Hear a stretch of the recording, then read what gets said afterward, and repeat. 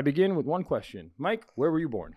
I was born like 5 minutes from here. I was born in Dallas. Really? Yeah, Okay. downtown. Very cool. Yeah. And how long did you live in Dallas? Because I know you're in Austin based right now. So I lived, my parents divorced when I was 2, so we were living in Dallas proper. My family has super deep ties to Dallas. My dad is a 4th generation Dallas lawyer. Okay. So they've all just been men in Dallas that were lawyers. And then parents split up. Mom moved to Euless, so the HEB area. And then my dad kind of fuddled around in Dallas getting his shit together. And then when I was 5th grade, we moved to Southlake. And I was in Southlake until I was 18.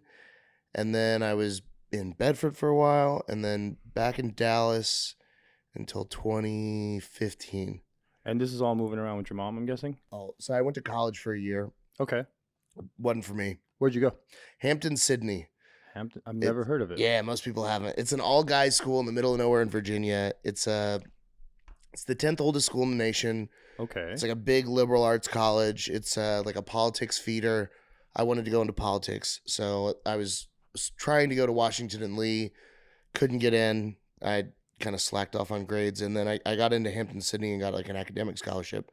So I went there, played football, hated it, failed out, came back to Texas, decided I had like a drinking and drug problem, got off that. So I lived with my parents for like a year, and then moved back out, and that was Bedford. Then I moved in with some strippers in Denton, and then from Denton I moved to Dallas, and I lived at like 75 and Park for 3.5 years, and then I moved down to Austin. All right. So that was a long ton answer of stuff. Let's break down a couple of those items. Yeah. We'll get back to the strippers because that's going to be interesting in and of itself. How old were you when you moved out on your own? 17, 18? Yeah, just normal shit, yeah. And was football something that had always been in your life? That's kind of why I transitioned into college? Yeah, so I've always been bigger. And in Texas, if you're fat, everyone just assumes you play football. You're a linebacker. That's just the rule. They're like, oh, he's going to play football. He's big. And I started playing when I was young, and my dad was like a super duper athlete. So I played all of the sports growing up: baseball, basketball, football, soccer, all of it. Okay. And football was just the one that I stuck with and I liked the most. So I played all through high school. And then Southlake is one of the most prodigious football high schools in the country. And so getting to be a part of a program that's sponsored by Under Armour, I guess it was sophomore year, we played in front of 38,000 people at Cowboy Stadium playing against Euless Trinity. We were the first high school game to ever be televised on ESPN. So it was like, I played in this storied tradition of football. So it was like, yeah, I should keep playing. And the other side of it is in college, I had a perfect score on the SAT. So big brain, great. But I hated class and was just very bored by the whole concept of school. Yeah, okay. And so I had, we did a 100-point grade scale average. So I had like a 90 GPA, but that was with all of the padding and AP buffering and all that. So really, I had like a 85. So I had like a mid-B GPA. So I couldn't get in. Good student level. I mean, yeah, you're not the overachiever at the 4.0 scale, but I mean, a good student is a B plus student. Yeah, but I'm also like getting into colleges. I was like a white male with barely any extracurriculars. You should have put down lesbian on your application. Dude, I wish that had been more in vogue back then. I'd be like, I'm a lady. They'd be like, now we've got check mark done. Thank you, Mikey. Get in Welcome. Here. No, or Michelle, whatever works. So I thought like, well, okay, I can get into a better school using football as leverage. So that was the idea, and that was what I ended up doing. Is even though D3 they can't give athletic scholarships, they can give academic scholarships, but it's money, so there's always corruption. So they can kind of wink, wink, nudge, nudge, academic scholarship, and get you in. Okay, that makes sense. Yeah. Which doesn't make sense, I guess. Why does an athlete need an academic scholarship? The whole thing's retarded. Yeah. It's the whole thing. It's just so dumb. Well, school as a concept is coming down like a house of cards, but I really don't like what the future holds for a bunch of people that think education is not a good thing. Because I always looked at education as not what I learned there, but the ability to learn. Yeah. I hate the way that the school system is made to just beat out any creativity or like any ingenuity. Like the bane of my existence was math classes, because the teacher would always just be like, show your work. Yeah, welcome I'm to like, my life. dog, I did 6 things in my head. I don't want to write it fucking down. And if they understood that I grasped the concept, Yeah. what the fuck am I showing work for? Like, and I get that, okay, maybe later when there's bigger problems, I can find the small error I made along the way by showing my work. I get the merit of it, but there was never any, hey, good job. Right. You did all of that without having to. Great job, big brain. Like they never like nurtured that. And as a result, I thought I hated math. Which you didn't. It was At all. a teacher that didn't take the time to say, "Hey, I love the fact that you're able to do all of this in your head. It's amazing, but I'm not always going to be your teacher, and other teachers will want to." And a kid would be like, "Oh, that makes sense. Yeah. She or he is preparing me not to get into a bad situation." But most teachers are like, "It's wrong," and you're like, "But no, it's there. The answer's whole there." education system, every teacher has this magical trump card of because I said so. Yeah, And it's like, I get on one hand, that is a great lesson that you need to learn for life. Is that at some point in time, you're always going to get bent over a barrel. And when you say why, because I said so. And you're not ever going to get those answers. But also, if you're supposed to be nurturing me and teaching me and educating me, because I said so is a non-answer. that's what a kid says. Yeah.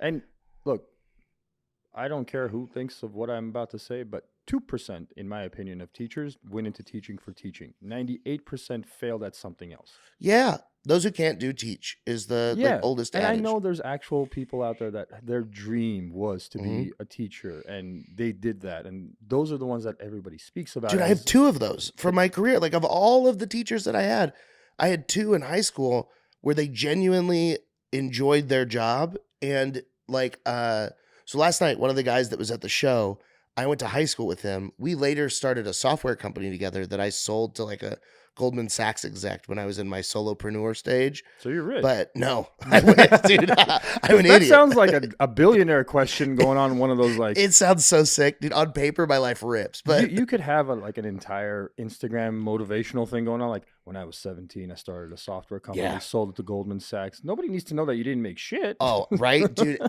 So I got into motivational speaking for a while, and that was my whole thing. Is that it just felt my whole message was about authenticity, and then it was like all my credits were just hype shit, and they work. And that's the whole thing with motivational speaking is if you believe the speaker, none of their credits matter, and the message never matters. Zig Ziglar, fucking any of them. It doesn't matter who's saying it. And that's why, like, the whole Tony Robbins thing, and people get onto his ass, but like, it doesn't matter. None of that is like any breakthrough genius bullshit. It's, hey, commit to things and do them. Have some kind of accountability. And the more money that you spend on these bullshit programs, the more internal accountability you have because of the more skin in the game. And that's the whole industry. I forget which comedian this was. It was like maybe 15, 20 years ago when he did this bit. And it was all about like, if you go to and this is when bookstores were a thing, like if you go to a bookstore to buy a motivational book, then you're fucking motivated. You don't need the book. I can't remember who it is, but it was so eloquent the way he put it together. And you're like, oh yeah, duh. If you can get off your ass to go. This is before, like, let's say Amazon. You have to go to a Barnes and Noble. Yeah. And you're like, well, if I'm going to do all of that, then maybe I'm not that suicidal.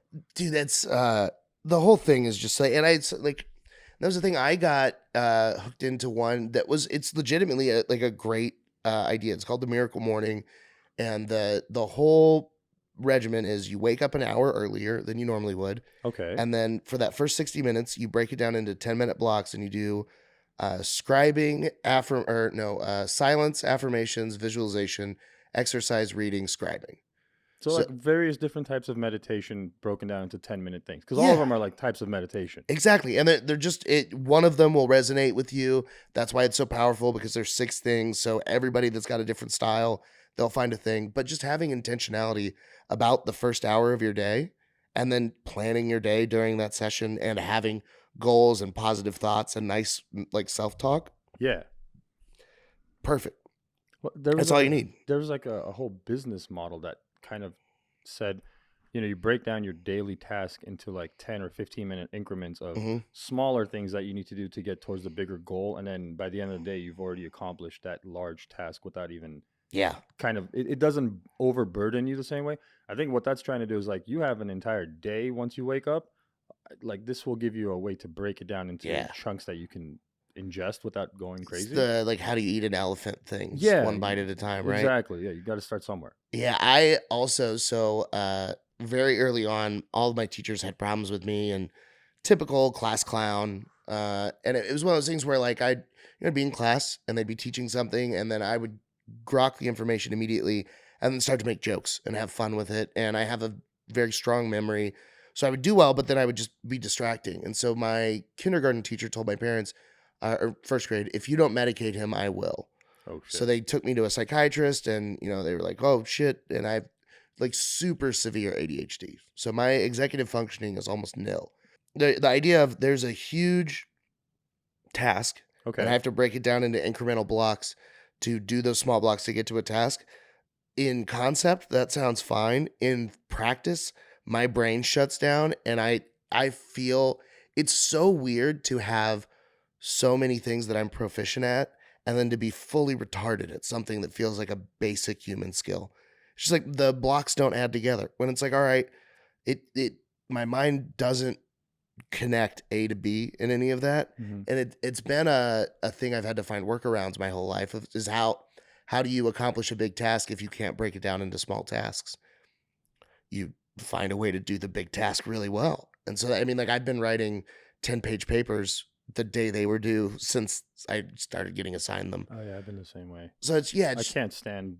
I always envied the people that would pre-plan and have shit done, and it's like 3 o'clock in the afternoon on a Tuesday, and you're like, "What about that project?" It's like, "I did it 3 weeks ago. Let's go play." You're like, "Fucking asshole!" Like, yeah, what? You did it 3 how weeks ago. how does your brain literally like schedule you that way? My Mhm. brain schedules the complete opposite direction of that. It's like important task, yeah, until someone is about to like kill me over it, it doesn't Yeah. get done, and it's like I hate that because I hate that about myself. Well, I you know what, one of the things too that I learned about that, especially in the school system, is so you'd get assigned homework. Yeah. Hey, this is due in 2 weeks. It's a big thing. And then the day before it's due, they didn't give you a reminder or anything. It just you'd show up to class that day and be like, hey, paper's due today. And then I'm sitting there like, fuck, I didn't write it. And you don't have a laptop or anything because you're like in 8th grade. Yeah. You're like, oh no, what do I do?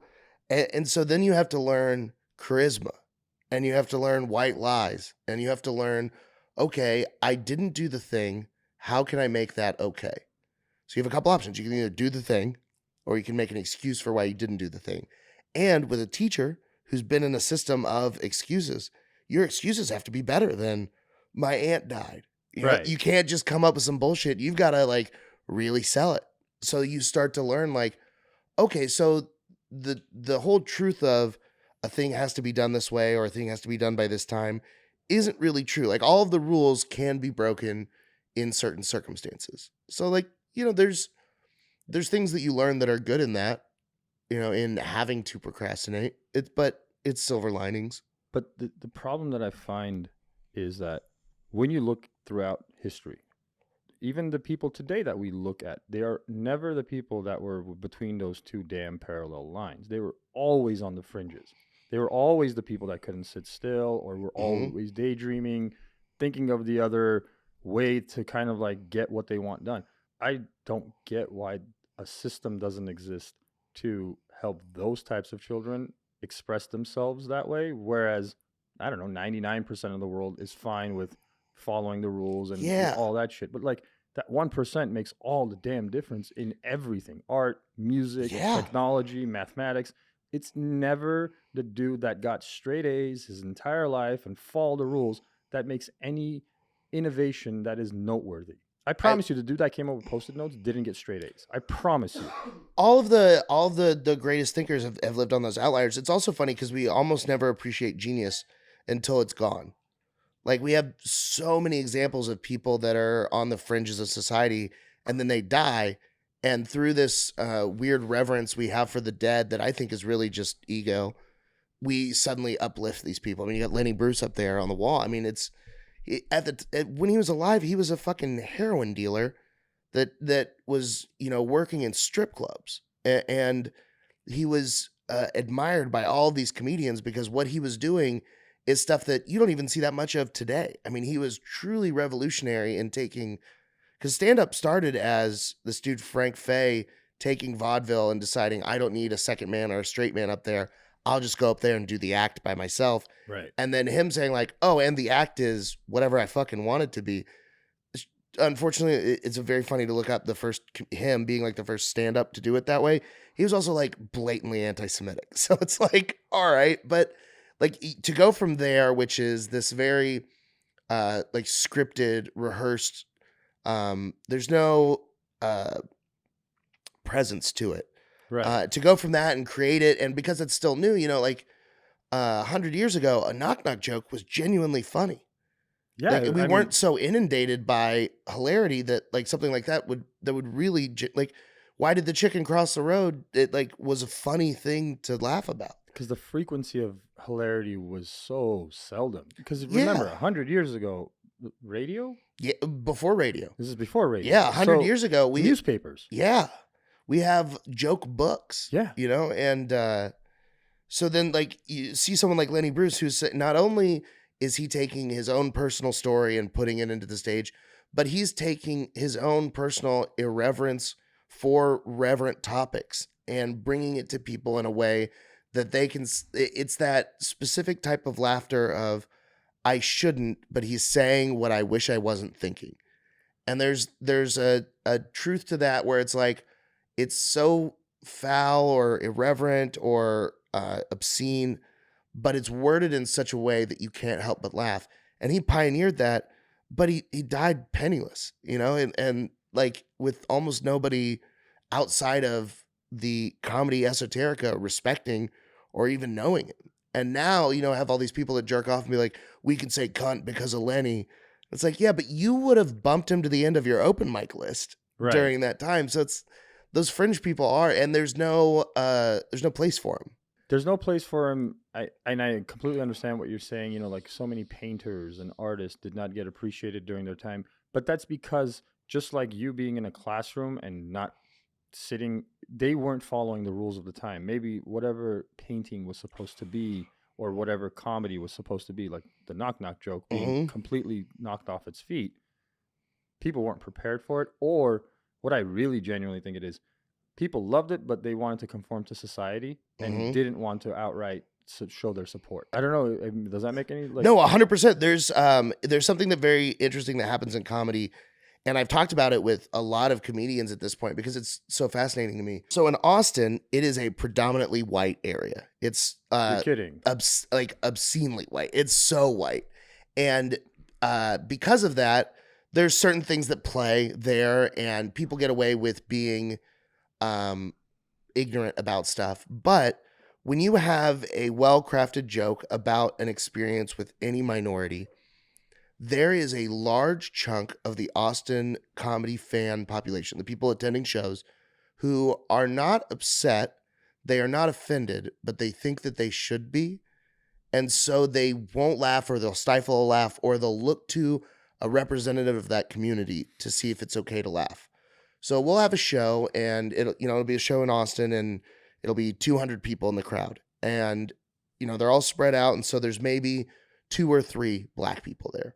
Okay. And if I have a joke about T.I. For those that don't know, T.I. is a famous rapper from like the mid 90s, late 90s, mid 2000s.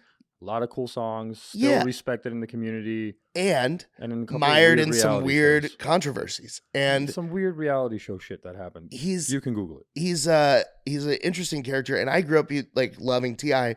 and loving his music, but he also had like some weird stuff. And then his real government name is Clifford Harris. I did not know that. And he has a daughter, and I saw him at a concert and this is where the genesis of the joke came from. So I saw him at a concert in the Bay Area, and he was performing, and it was his daughter's birthday, and it was her 3rd birthday. So he brought his toddler daughter out with a huge bouquet of roses, and then he had everybody, the 40,000 people at the festival, sing her happy birthday. Super cool moment. Like, wow, what a cool thing for a dad to do. And then he sings her the song "Whatever You Like," which is at its face like really nice. Like, you're my daughter, you can have whatever you like anything you want. It's kind of meant as a romantic song, like you would sing to your partner, I can spoil you. But in the context of it's his daughter's birthday, it's very nice. However, he is using like a head mic, so he's not got it in his hands, and he's singing and he's moving his daughter to the song. But the chorus, he says, "Late night pussy, so wet and so tight," and he's God. shaking his daughter singing that, and I'm like, "Whoa, no! Is no one gonna point this out? That's so creepy." And then just to add to that, he named his daughter Eris, like the female heir, but that means her name is Eris Harris. And I just thought that was the funniest thing. And so when I bring that up on stage and I do it in Austin, if there are not a sufficient number of black people in the crowd, a bunch of white people, one, don't get all the references, and two, are just like, is there a black person here laughing so that I know that it's okay? And it's like, that's not the point of it. Like, nothing that I'm saying is racist. No. It's literally just mentioning another race. And because of it, and it's the same thing, like people like, art is supposed to be this way. Comedy is supposed to be this way. I'm not supposed to say this or do that. And so like, but then you actually talk to the people about it. And you like, I've had more black people come to me after shows and talk to me about that TI joke than any other joke that I have. And it's like, oh, then what's the deal? You know, it's not hurting anybody. Why are you pretending that this is something to be upset about? And it's social conditioning and it's retarded. I think it's maybe it's just like people not being self-actualized enough to know who they are as a person. If I genuinely know that I am not racist or bigoted, I will laugh at that TI joke because, again, none of it was racially connected. It was about music he'd created. Yeah. And how it was incorrectly referenced to his daughter's third birthday. Like, there's nothing racial about it. It could have been Kenny Chesney, for God's sake, doing the same shit. Yeah. Obviously, he wouldn't be doing that wet ass pussy shit, but like, it'd be funny. Yeah. That'd be awesome. I would watch it. I want to see Kenny Chesney do that shit. Oh man, dude, this is a song that's blowing up right now, and I'd love to hear your thoughts because this has been something interesting to me. That Oliver Anthony guy. Have you followed any of this? No. So he is a folk country type music guy. Okay. And he recorded a song. I believe the first place he put it out is YouTube. Is that the one like Not in My Town? No, that is Try That in a Small Town by Jason Aldean. Thank you. Yeah. Because that was like all over the place for a while. So and it's so funny the way the media cycle works. Part of me always feels like obviously this is all a psyop because of the way that they lay up stuff like this. So Try That in a Small Town comes out. Jason Aldean gets all this backlash because there's a lot of racist dog whistles in it where they're like, hey, what you're saying is really like, hey, black guys don't do that. Like that was what the media took the message of the song to be. And then Jason Aldean can't even defend it because he didn't even write the song. He wasn't even in the writer's room. He's just the performer. So it creates all this scandal. And then this dude, Oliver Anthony, makes a song called Rich Men North of Richmond. Okay. And I haven't heard it, but I'm already interested. And he has like a couple of lines in it, but the one that's causing the biggest controversy is in the second verse. He says there's people in the streets with not enough to eat while people are milking welfare. If you're 5'3" and 300 pounds, taxes ought not to pay for your bags of fudge rounds. So the whole thing is he's saying your dollar ain't shit, it's tax no end because of rich men north of Richmond. And so there's this anti-government, like, fuck politicians, you're taxing us to shit, you're killing the working class. And then just like in the middle of fuck the power, like fight the power stuff, he's like, and also you fat bitch using welfare to eat fudge rounds, you're a problem too. So people are saying it's racist, people are saying it's, he's a bootlicker and all this stuff, but he also is the first artist to have a debut song hit #1 on the charts. And he's never had a song on the charts before. Wow. So like it blows up, and it really connected with a lot of people with this kind of fuck the politicians message. And then it's also created like a conservative, rush because there's this welfare abuse myth that is so powerful in their ethos. But I think it's so weird that you have a contrarian and anti-establishment message like this that gets so popular and obviously resonates with people. And then all that is being reported that I've seen is just is he shitting on poor people part of it. Like nobody is examining why it's so big that he's giving a middle finger to government and everybody's on board. But they're on board privately. They're not on board publicly. You're not seeing the song played at bars. Right.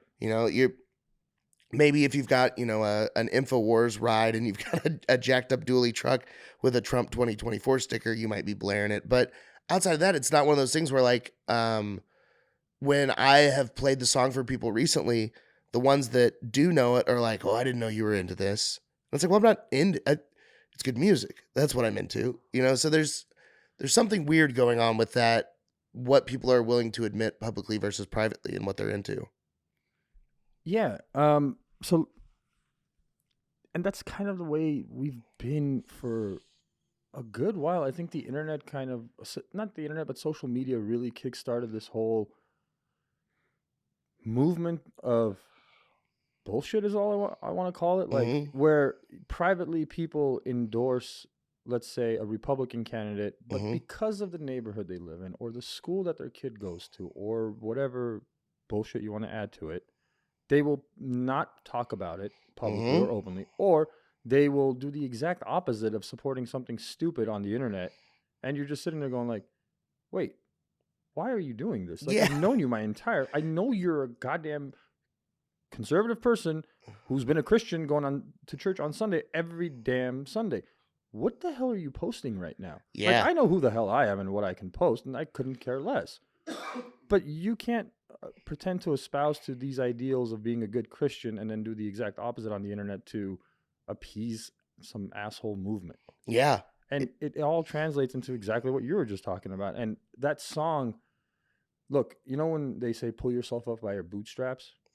Well, if you don't have fucking bootstraps, then what the hell are you supposed? And that's what I Mhm. look at welfare as, is like, for those people that don't even have a bootstrap to pull themselves up from, let that be the bootstrap. You Yeah. know what I mean? Like, yes, abuse and neglect of that system will occur, but if I were a betting man, I can take the entire welfare budget for this year, and it probably doesn't even amount to what we sent to foreign aid No. or to We just sent combat the, more in F-16s to Ukraine than we've spent on a decade of welfare. yeah, It's like, or the homelessness problem, because you know yeah. what, that welfare program does genuinely keep families out of living in a car and then eventually living on a street. Yeah, you might think it's a 5'3", 300-pound person eating whatever chocolate dessert you talked about, but it could also be a mom whose husband died, who is struggling to get through, let's say, nursing school, and really needs that 8 months to a year of food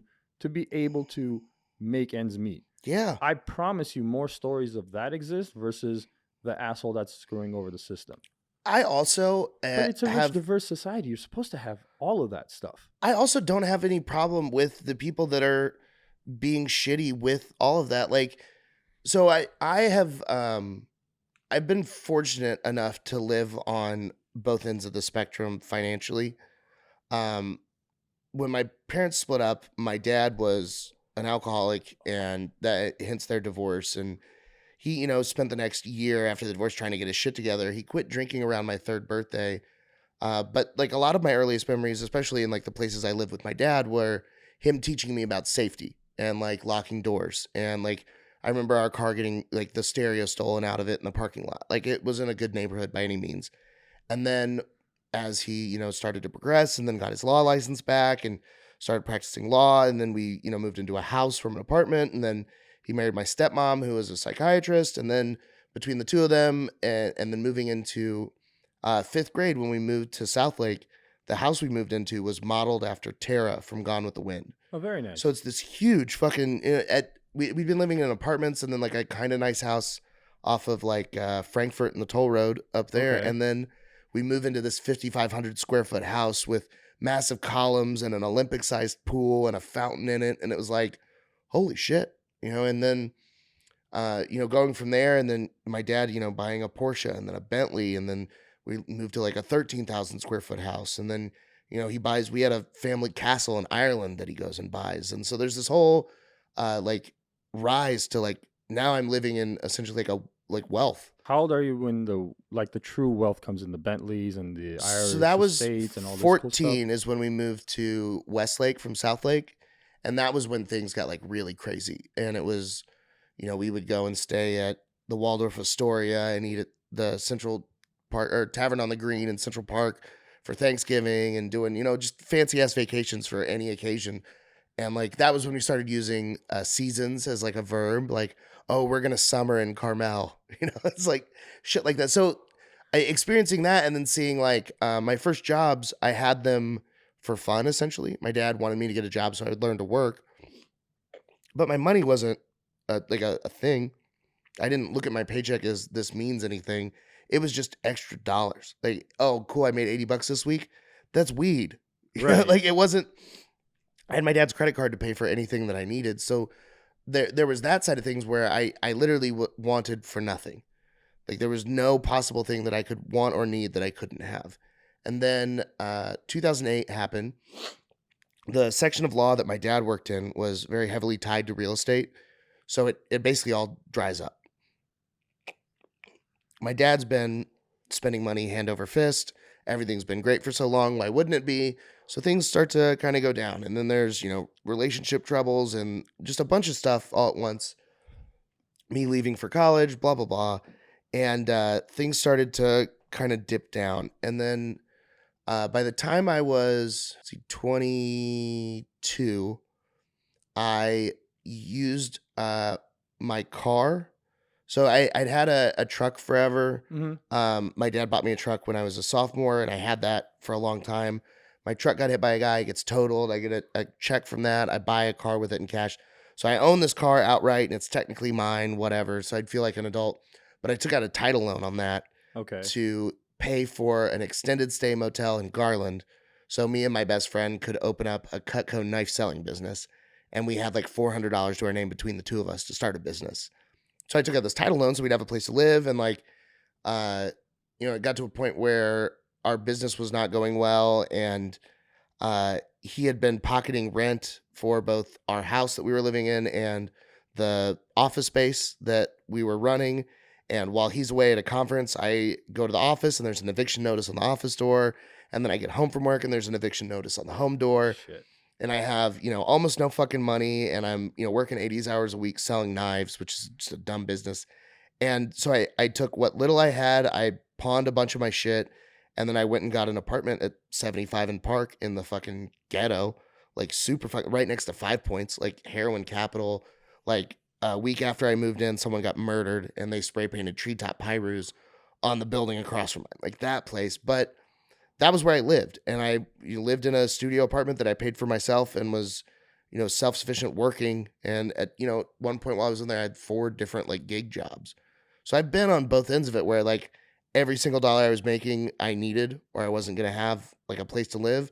And every single dollar I made was kind of a joke. So I've fortunately been on both sides of that. And I have a lot of empathy when you're really broke and that there's no way outside of the lottery or some miracle that you're not going to be struggling financially in the next year.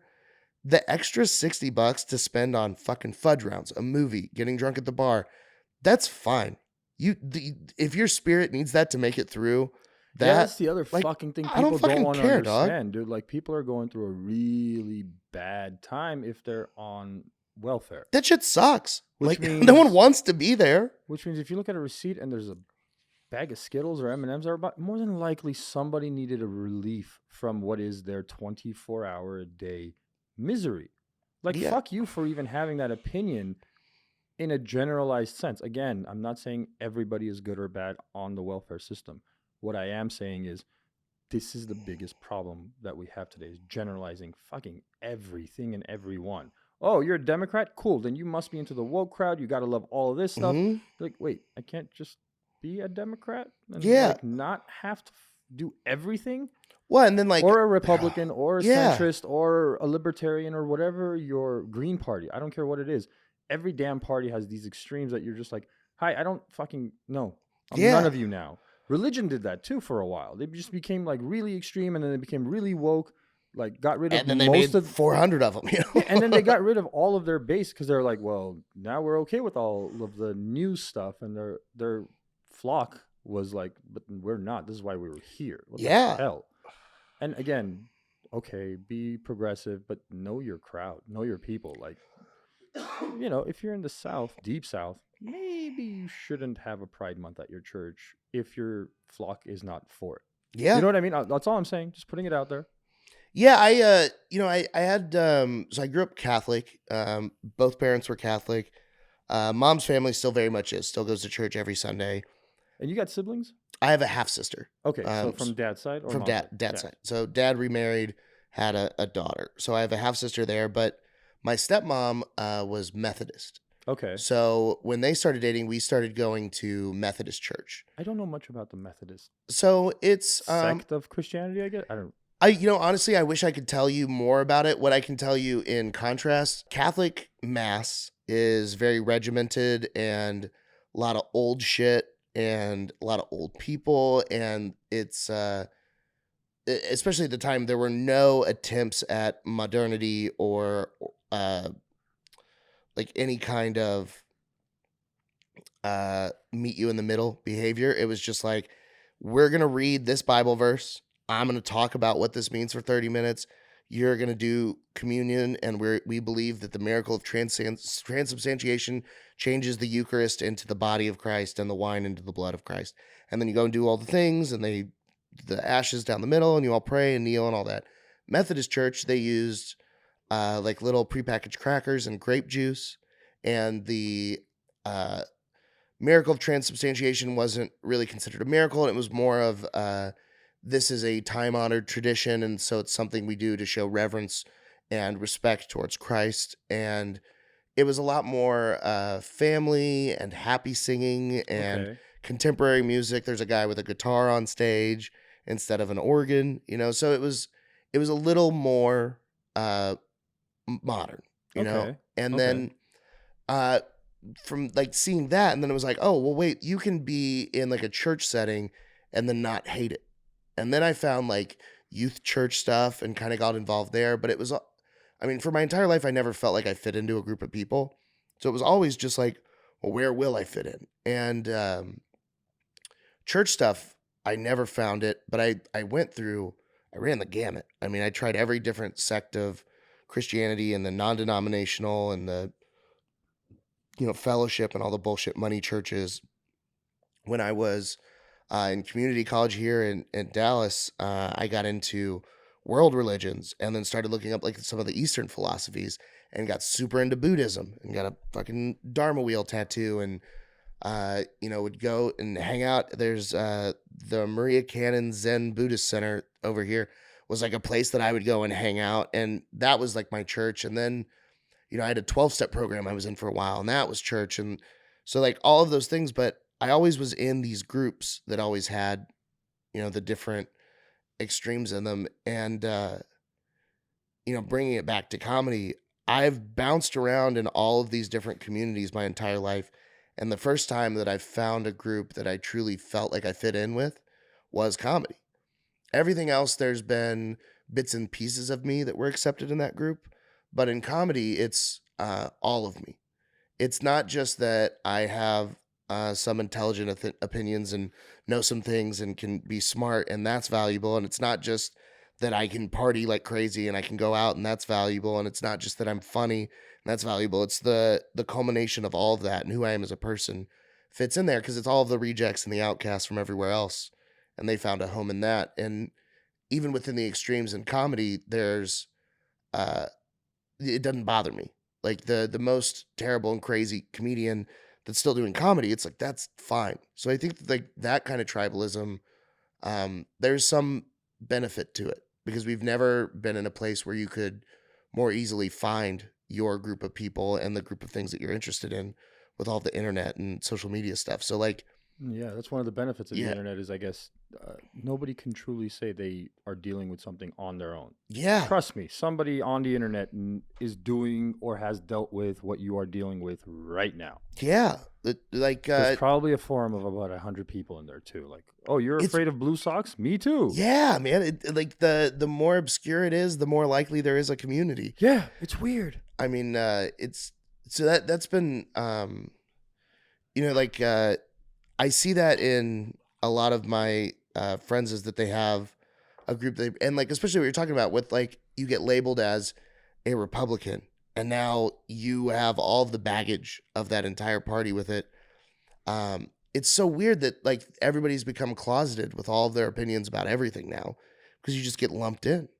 Oh, bro, when I moved here, and I moved from Los Angeles, so Mhm. like 30 years in LA, and like, dude, so many people, like, not your good friends, good friends are good friends, they'll make fun of you, but whatever, but like, so many people would ask me these random ass questions that made no sense to me. They're like, so does everybody like walk around in cowboy hats, and does everybody ride a horse over there? And I was like, no, bro, it's a big ass city. Like, Yeah. there's, we got cars and shit here now. Yeah. And then I would get like the most random questions. Like a friend would be like, "Oh yeah, I'm going to the mall. I got to pick up da da da." And like, "Do you guys have one of those?" I'm like, "What do you mean, a mall or a store? Like, what do you think Yeah. this is?" Dude, the perception And of this is just Texas. Texas. Like, Yeah. you can look up. Like, I'm like, yeah, sure. It's probably next to the Louis Vuitton store that's here, or the Remington store that's by appointment only because they make one-off custom guns and shit. Like, do you Yeah. have one of those? Dude, when I moved to LA, so I moved out 2018. Mm-hmm. I started comedy 2018, like May of 2018 in Austin. Was grinding and I just felt like I wouldn't get anywhere. Was that your first stage, 18? My first stage 4 comedy was 2016. Okay. I did an open mic at Hyenas. Fort Worth or up Dallas? Dallas. Nice. So that's your home club, I guess. Essentially, yes. And someone, I think it was Mikey Benavidez, but someone posted a picture of that open mic sign up sheet. And it's, if you look on there, it's, Tony Casillas and Wow. Mikey and like a bunch of us that are still doing it now. And so it's kind of cool. But so I did that. And then I had like a paid gig that went really terrible. It was like my second time doing comedy. So I just like stopped. And then I moved down to Austin and I was doing the Cap City open mic. Okay, yeah. Which you'd sign up via email in advance. They would tell you if you made it on, and then you would go on Sunday night. And it was, everything happens for a reason, but it's such a false sense of security in what that open mic was because they would have 80 to 100 people there that were real paying audience members. Okay. And then you would go and do 3 minutes. And it was like, that's a show. That's not an open mic. An open mic is what that shit was in Dallas, where there's fucking you wait 4 hours, then you do comedy to 3 other comedians that just want to do their jokes. Yeah, I've been to a couple of those here, like especially at Hyenas open mic nights and stuff. By the time the 5th or 6th open micer goes up there, you've got like 3 drunk people, a bunch of comedians, and a lonely podcast guy sitting in the crowd. That's it. And that's where you really need to cut your teeth, because if you can get them to laugh and you can get their attention, you've got something. Yeah, if comedians are laughing, then you're doing it right. Yeah, I've always looked at that as the barometer of a good comedian. Is like if the dudes or the ladies in the back are laughing, and if they're laughing hysterically, then you've got like a killer on the on the mic. Yeah, and that was yesterday. I mean, everybody yesterday murdered. It was awesome. It was one of the funniest nights ever, and it was a Thursday. Yeah, that's why I love those Thursday 3 for 25s at Hyena. Mm-hmm. You never know who's gonna pop in and just kill. Dude, that was an awesome fucking show. But like, so that was the thing with Cap City, is that you would go up and everybody would fucking kill. Yeah. So you don't get a real idea of how good the material is or anything like that.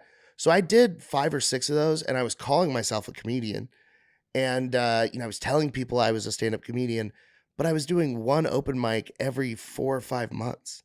And then March of 2020. So how are you surviving in that time frame? What are you doing? And that time I was doing my day job, which I still kind of do now, which is in promotional products. Okay. So it was my mom's company, and I started working for her part-time. And especially growing up, helping her with stuff there, I learned a lot of ins and outs of the business. Her bosses have hired me forever to carry shit just in and out of convention centers and set up for trade shows. And then I started to get, some more knowledge of it. And now it's funny because I'm 32. Everyone else that's in that industry is in their 50s and 60s. But I'm on the same level as them because I've been doing it 18 years because I've been around it so long. So real life experience. Yes. Started really young. Yeah. Exactly. So like that was, a good thing. But so I was doing that. 2017 was when I was doing these like kind of sporadic open mics. Then 2018, March of 2018, I also had met through the motivational speaking world this guy who was starting a coaching program for loan officers. He was running an event in LA. I was helping him with the coaching company. So he flies me out there. We do the event. And then after the event, I hop in an Uber and I go to the Largo, and I see a bunch of fucking people. Bo Burnham and Patton Oswalt are on a show.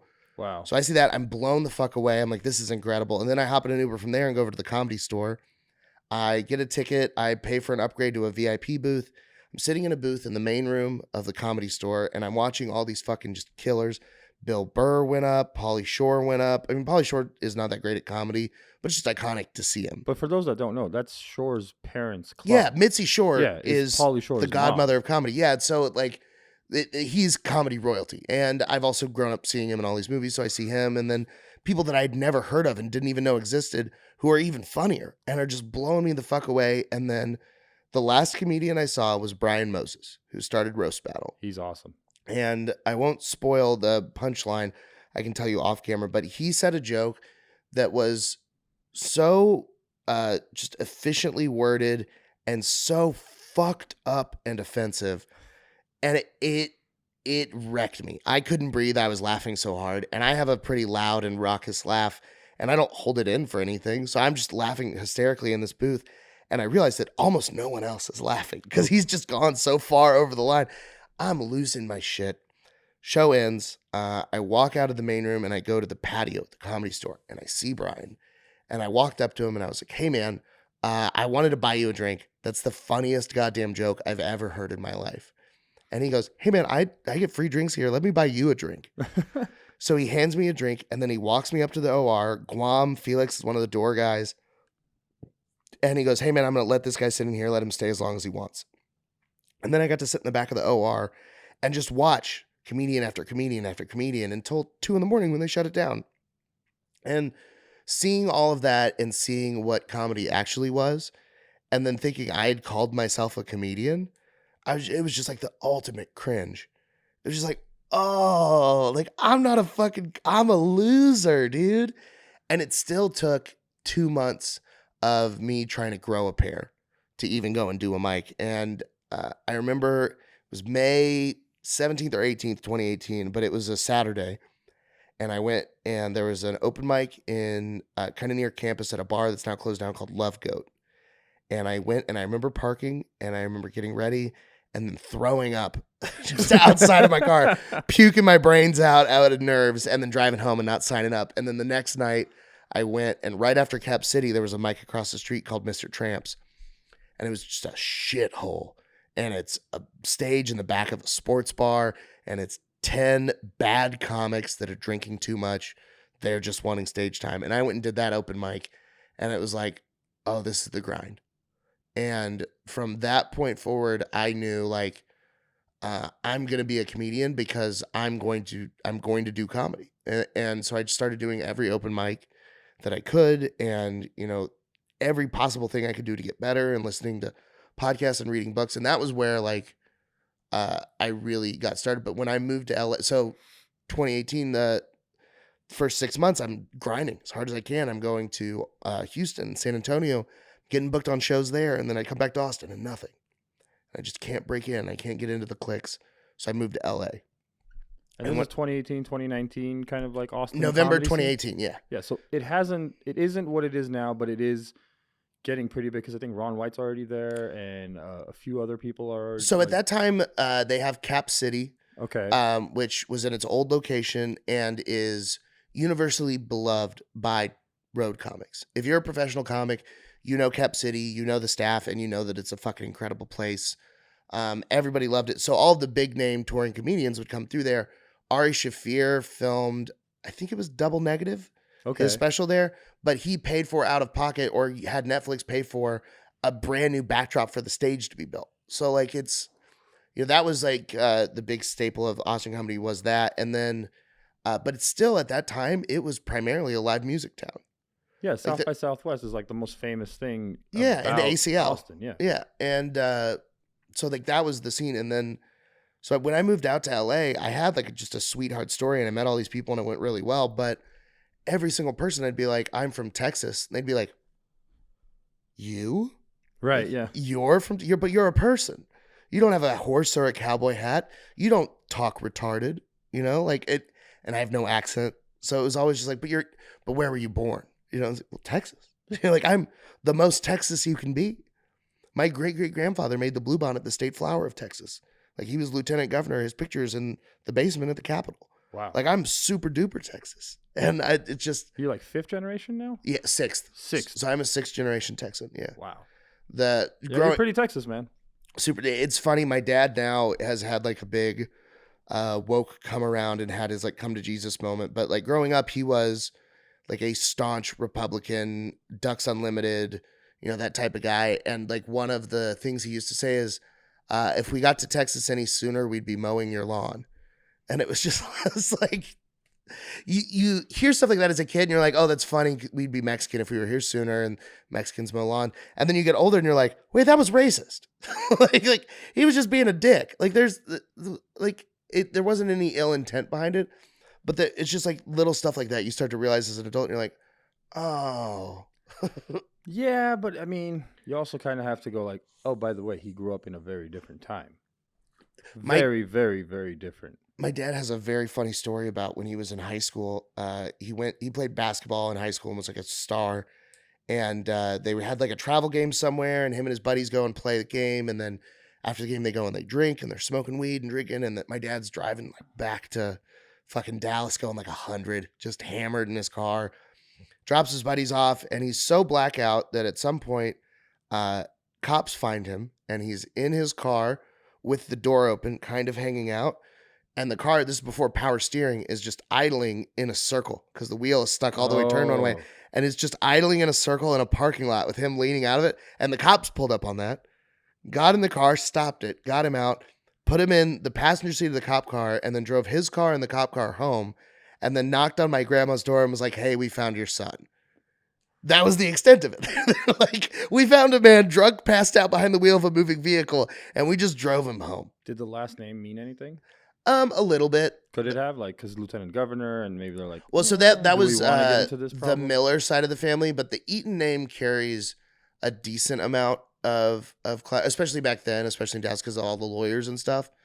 But you're not helping it at the moment. Yeah, but no, your ice cream tattoos and shit ain't doing nothing, dude. I think about it. I think there's 14 families that came over on the Mayflower. One of them was Patricia and Samuel and their son Patrick Eaton, or maybe it's Patricia and Patrick and son Samuel, but whatever. The youngest passenger on the Mayflower was a 14-year-old that's like my multiple times over great grandfather.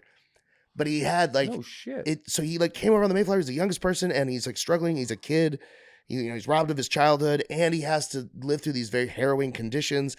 And he's just barely struggling to make it over here, and like all this stuff. And then they survive miraculously against all odds. They make it, and they plant a flag, and it's America.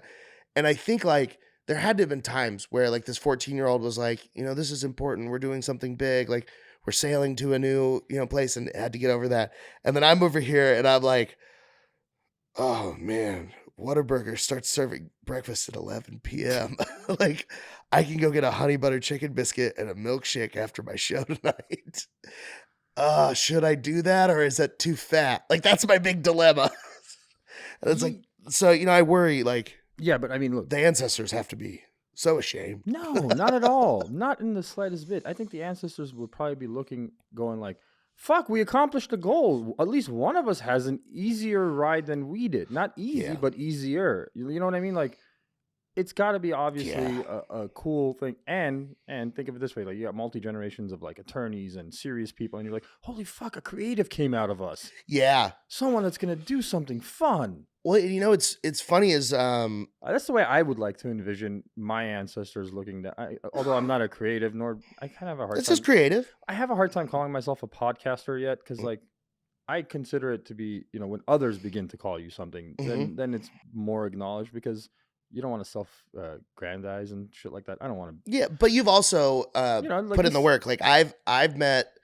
My first podcast that I started was with my buddy Eli, and it was called Giggle Boys, but he had a podcast called Cast Burgers. Okay. And he had filmed, a couple hundred episodes, I think. But wow. One of his episodes is literally him on acid on a flight back from Thailand.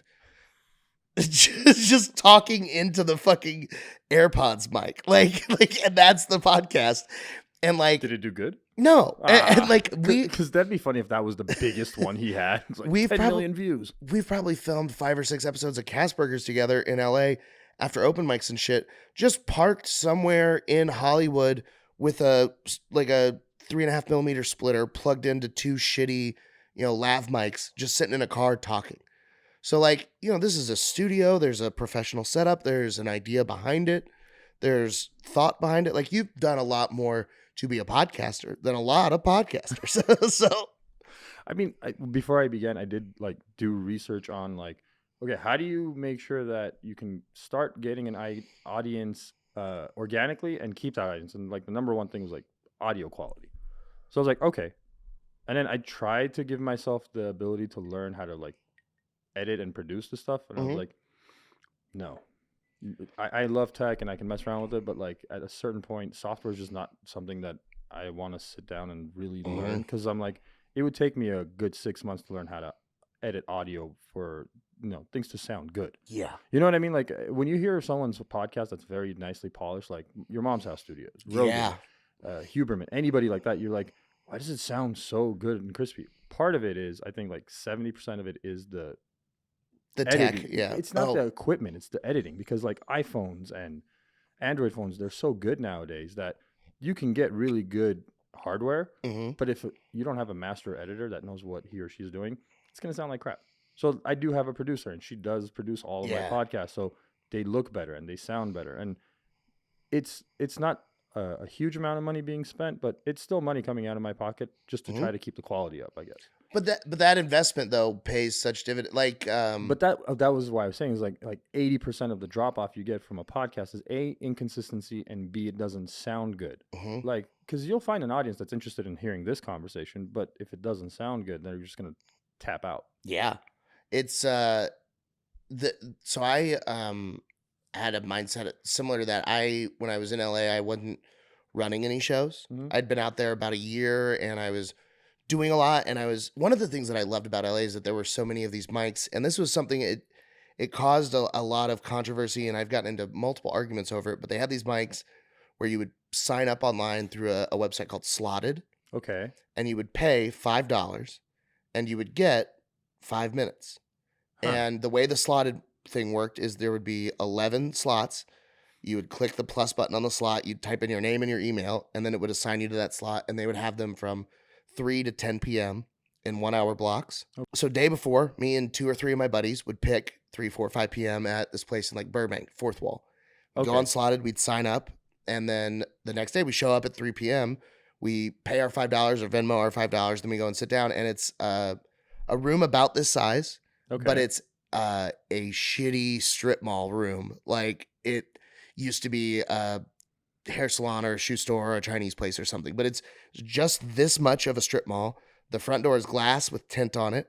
There's 2 feet with like a door and then a curtain, and then the back has 10 folding chairs, a wooden pallet, a microphone, and a PA.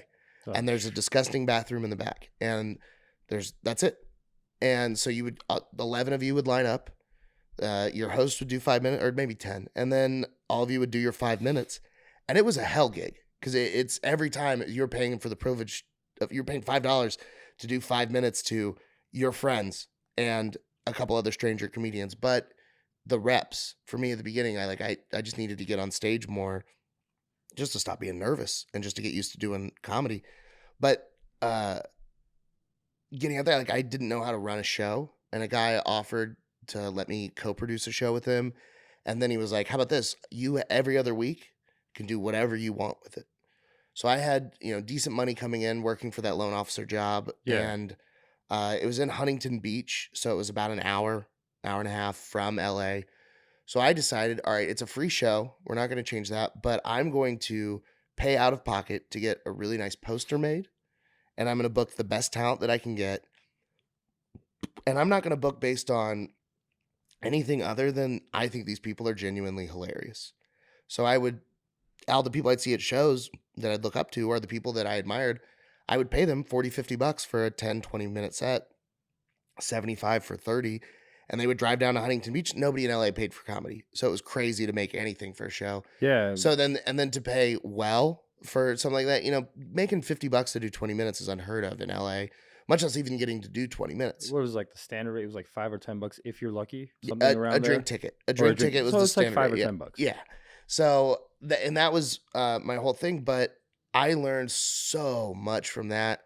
And I mean, it cost me money for sure, but that investment. So like some of the people I had on there, Mecky Leaper, who was just nominated for an Emmy for Jury Duty. Okay. Michael Longfellow, who I know is Michael Longfellow. Wicked I've heard Update of him. I on don't know him. SNL. Ali Makovsky, who She's is huge. amazing. She's huge Matt and Lockwood, amazing. who his podcast, A Big Humble. He's a paid regular at the store now. One of the funniest people on the planet. I've seen Lockwood live in LA at the store actually, or it was either at the store or it was one of the Sunset Strip comedy places. Yeah. So like Matt, fucking killer. Bruce Gray, who opens for Theo Vaughn, and it is a huge name in comedy, paid regular at the store. Josh Adam Myers. By the way, if anybody doesn't understand why you keep saying paid regular at the store, that is one of the most coveted positions you can get as a starting out comedian. It's like if you're a seasoned vet, you don't care about that. But like if you're someone that wants to consider yourself a comedian, that paid regular gig at the store means that you're in. You're on your way somewhere. Getting your name painted on the wall at the Comedy Store is something that every comedian that's been through LA dreams of. Yeah. It's that's like a lot of people would be like, all right, I've made it. It just getting their name painted on the wall, being a paid regular. So that like that's like the Cellar in New York. Exactly. Like there's these places that are synonymous with what's the one? Is it the Improv in Chicago that everybody tries to get in on? Or is it something else? There's a Laugh Factory there. They have Zanies. Zanies, I think. Yeah, Zanies Chicago's awesome. Comedy. And then there's Zanies Nashville is also amazing. But so it's just one of those places where like I was getting these people, but like one of the best lessons I ever learned, Josh Adam Myers, who's a big deal. He voices a character on F is for Family, Bill Burr's cartoon. He was getting ready to film a Comedy Central half hour. And so he was running that set.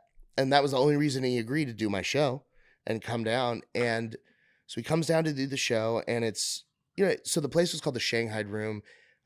60 years prior, it had been a exclusively Asian brothel. Nice. and like, so like it had this weird seedy vibe. And it was, the owner was, this guy was a firefighter in Malibu. And then his girlfriend was the head bartender. And she's just like an absolute smoke show. So like, that's the vibe, is all of the horny older dudes in town come in to stare at her rack and order drinks. Seems like a good hang. And so then Tuesdays we'd have a comedy show there. And like, it was 15, 20 people, just intimate. I mean, it's about twice the size of this room. So just like an intimate little room, dark red little hanging orbs, very like, I know it's not a politically correct term, but if you walked into the place, the first thing you think is Oriental. Like, because that's somebody went to like a Party City and then bought all of the Oriental decorations and put them up in there. Like, is that so politically incorrect to talk about a place as being Oriental? Yeah, I don't know. I think that may be. Doesn't that make sense? Like Oriental is speaking about like an entire part. Mm-hmm. It's another word for like the Asian part of the world. Yeah. So if you're not talking about a specific person, I think you're fine. Like it's politically correct to call a place Oriental. Yeah, but no. So that was the venue, and so he comes in, and for people that haven't seen Josh before, he's very musical and does a lot of voices and is really big energy, and he's got kind of like a 80s shock jock radio DJ kind of personality to him. Like, well, I'm Josh Adam Myers. Like that's kind of his thing, and he comes in, and his first maybe 5-10 minutes of the set are just bombing. Really? And this is the set he's running to record in like a week with Comedy Central. So this is something he's done a bunch of that he knows is good, that Comedy Central has purchased to record, and it's just bombing. And I'm like, this is fucking weird. And I'm in the back of the room like, oh no, he's going to hate me forever. I booked him on the show and these fucking Philistines don't even know what comedy is. And then I watch him pause and start talking to a guy. And then start talking to another guy. And then you don't even notice what's happening. It's like this weird, verbal jujitsu. And suddenly the whole room is laughing and is in on it. And then he's back doing the material and you recognize it. And then before you know it, instead of 30, he did a full hour. Nice. And you're like, holy shit. And everybody's laughing and having a great time. And it wasn't 20 people. It felt like 100. We're all just in this room laughing and in there in this moment. And afterwards, we're standing outside. And I feel bad because he's sober and like on his recovery journey, and I'd probably had 15. They didn't have a liquor license. They served soju. Oh yeah. So I was drinking soju Jack and Cokes, which is like Korean rice wine. Yeah, so it's like 8 or 9% alcohol. Is it? Yeah. So it's stronger than beer, but less than wine or spirits. So I'd had just a shit ton of these drinks, but they don't hardly do But they anything. sneak up on you, right? After Eventually, yeah, and the sugar. a while? Oh yeah, Oh, yeah. those hangovers were wicked. But so I've had like a bunch of these fucking fake Jack and Cokes, and I like corner Josh outside. I'm like, dude, how'd you fucking do that? You I know? got a name for that drink though. I'm like, what? A Korean Jack. Oh, I like that. It's Simple Jack, dude. It's like I had a bunch of Korean Jacks last night. Oh man, but so I corner him and I asked him this question. I'm like, how did you fucking do that? And he's like, dude, it was just about connecting with them. Like I started and I came in there and I started doing my act, and they all knew it was an act. And there's nothing that's like effervescent or present or interesting about someone doing a rehearsed act, because they Right. can smell it, and it doesn't pass that sniff test. And they knew that he wasn't there in that moment. They might as well have been watching it on TV. So then he talked to them and he did that crowd work and he connected with them and he brought them into it. And then he made a personal connection with the people in that room. So they knew, like, hey, this isn't an act. He is genuinely funny. Someone didn't write this. This is the man that's performing that. This is where it came from. And then once they were on board with that, he could say anything. And now doing the material crushes because it's great material. And now they're connected. And just like learning that lesson there, like, I lost probably $3,000 on that show, and what I spent on doing the show and producing and paying the comics and the flyers and all of the So you paid promo for and a everything. semester of college. Exactly. And that was the thing. It was like, I lost all this money, but I could not have spent that money anywhere else and gotten what I got for it. Like the level of connection I have with those people. I mean, and then all of those comics that I mentioned, when they come through Austin now, like I know them. They remember. You paid me well. You booked me on the show. You were kind. You made an awesome flyer with a custom drawn cartoon of me on it. Like you did something. And then now 3-4 years later, where I'm so much better at comedy than I was then, it's like, wow, we're all growing, And so like those connections, like that was, I no doubt in a few years, the connections you've made on this podcast and the people that you've met here, some of those people are going to explode. Oh yeah, I'm 100% sure that. So I don't know. I've got 16 episodes released so far. You'll be 17 or 18. I got to do the numbers, but that doesn't matter. What matters is like I know already within the first 10 that I recorded, one of them is going to become humongous. Yeah. Like, and then yesterday, I saw like something in one of the comedians yesterday. I mean, I knew you were gonna blow up or are gonna be like selling out arenas the first time I saw you, which was months ago, not Mhm. yesterday. Because like I'm telling you, I left with 8 of my friends and their wives, and we spent the entire night talking about you versus talking about the headliner.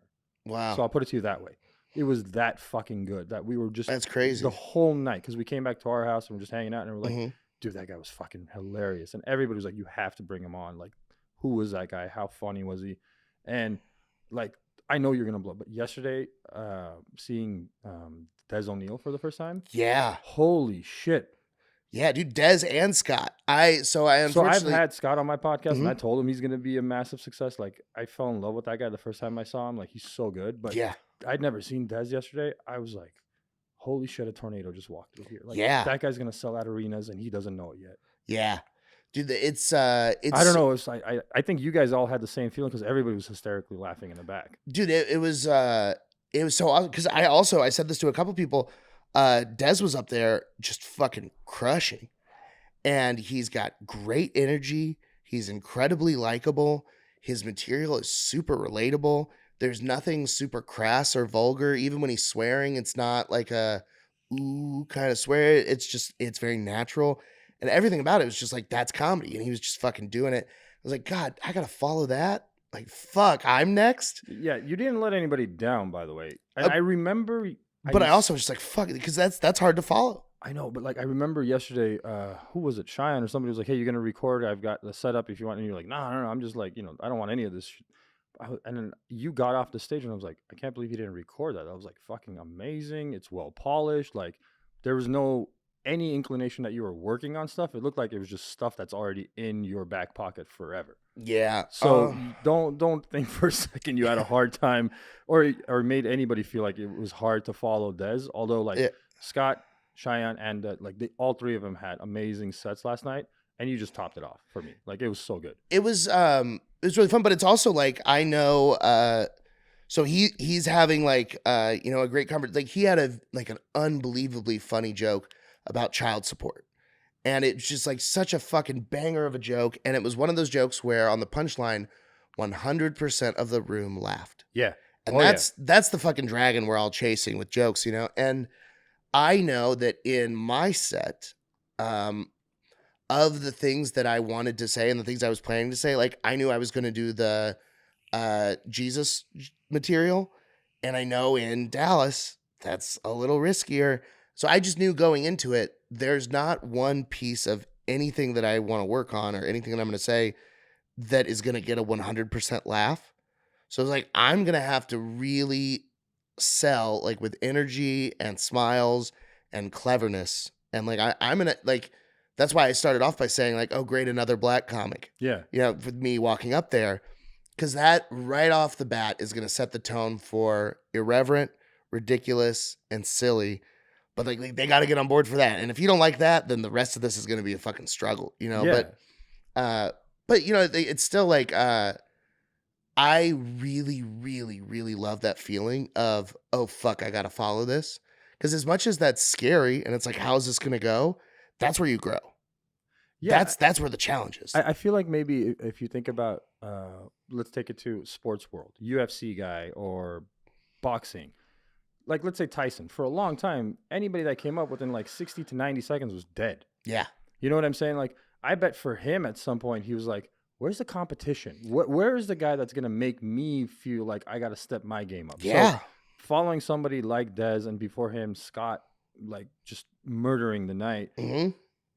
I know what you're like. I can only relate it to like a high level athlete going like, but I got no competition, and wanting to, and like seeing that competition, like, yes, I can step up my game. There's something to fight for. It's complacency, you know, like not to get complacent with your work. 100% that. There's a bunch of places that comedians get complacent. And I think like, so of course there's the test of how hard does the audience laugh at your jokes, but that is such a weak barometer for any kind of longevity because the act of making a group of people laugh is just a parlor trick. It's a party trick. What do you mean? Just can I make you laugh? Yeah, that's very easy. I mean, it just is like at a party we can all probably make somebody laugh. Bingo. If you're at a party and you're having a conversation with your friends and you're in there talking with your friends, you know that at some point you can say something, bah, we all laugh. Yeah. And then that on the stage, once you've learned how to make that people your group of friends at a party, it just becomes a trick. But the longevity of a career and is it going to be funny was it also interesting? Because it might just be funny. Like there's a ton of comedians I'm sure you've seen that it's like, oh, haha. Like, fuck, I don't remember the dude's name, but at the very first open mic I did at Hyenas Dallas, there was an older guy and he had a washboard and he would sing parodies of songs. And he did that Justin Bieber song, If You Like the Way You Look So Much. Yeah. But then he would say, you can go and fuck yourself, which is what the song is alluding to. But then he says, love yourself is to get it on the radio and make it catchy. But so this comedian would just sing that song and say, fuck yourself. And the first time he would say that in the song, people laughed. Because it's like, oh, haha, silly. He said, fuck, he did the noise. He played the song. Wow, silly. But then like the fifth or sixth time, you're like, God damn it. All right, man, I get it. Fuck yourself. Like you fuck yourself. But there's nothing interesting about that. So he figured out the laugh, but that guy's never going to be anybody because he found out a small nugget of this is the funny piece, but he didn't have anywhere to go with that. Whereas like Scott's JFK assassination joke. Oh my God. There is so much meat on that. And he takes every piece of it and he starts and goes from start to finish. I mean, it's like 8 to 10 minutes. And I won't tell the joke or the entire set. It's not a joke. It starts with a single thing, and you're like, he's probably gonna just pass through this. And then it sounds like a shitty setup. And then when he started the joke, I almost tuned out because I was like, dog, come on. But that's where I think that's where the brilliance is. That's why I love Scott so much, is where he finds that like that fringe of I'm almost gonna lose you because the topic isn't starting the way you wanted it to. But give me another 3 seconds and I promise you're going to cry. Dude, he started it with like comparing, contrasting Dallas and Fort Worth. Yeah. And it was just like, dude, another fucking Dallas, like another local comic doing, whoa, these two cities are different. I was just like, let me put a gun in my mouth. I've heard this joke in every other group of towns. And then the switch happened and I was laughing hard. I mean, it's so fucking good. So like, and that's where the actual comedians exist. And that's where you see someone like him. And I told him and I told Des the same thing. I was like, dude, if you guys are ever in Austin, let me know. I'll vouch for you for every show, because what I saw there, it doesn't matter if in 6 months from now they're doing a completely different set. I know that set's going to be great because they have the thing in their head that made that. And if they can do that, then their next thing's probably going to be even better. And honestly, like the wish and the hope of this podcast is exactly that, is to get it to a point where Austin recognizes Dallas and LA recognizes Dallas. Because I feel like, oh my God, there's such good talent here, dude. There's such good talent in Dallas. Yeah. But it doesn't have a culture the same way. Because it can't. We're a conservative city, whereas it's too big. That's geographically, it's too big. Yeah, that's why. And the liberal cities, they are much easier on comedy. This is why I always say, like, if you really want to see if your stuff works, don't go LA, Chicago, or Austin. Come to Dallas, go to Kentucky, go to conservative parts of this country, because that's 2/3 of this country. So the stuff I was working on last night was the first 15 minutes. The last 10 was it's been my closer for like 4 months now. But the blowjob robot joke. Yeah. Oh my God. So I love that joke, and I add new little pieces to it, and I've added tags to it, and it's not the VR perfect, but it's getting there, and it's getting to a place where it's like a really, really good joke, and it makes people laugh. But one of the things, I just did a tour with these guys, Dope City, Matt Bellick and Tim Hanlon, who are fucking great comics, and I got to go open for them on the road, but we toured through the Midwest. Okay. And I'd never been to the Midwest before.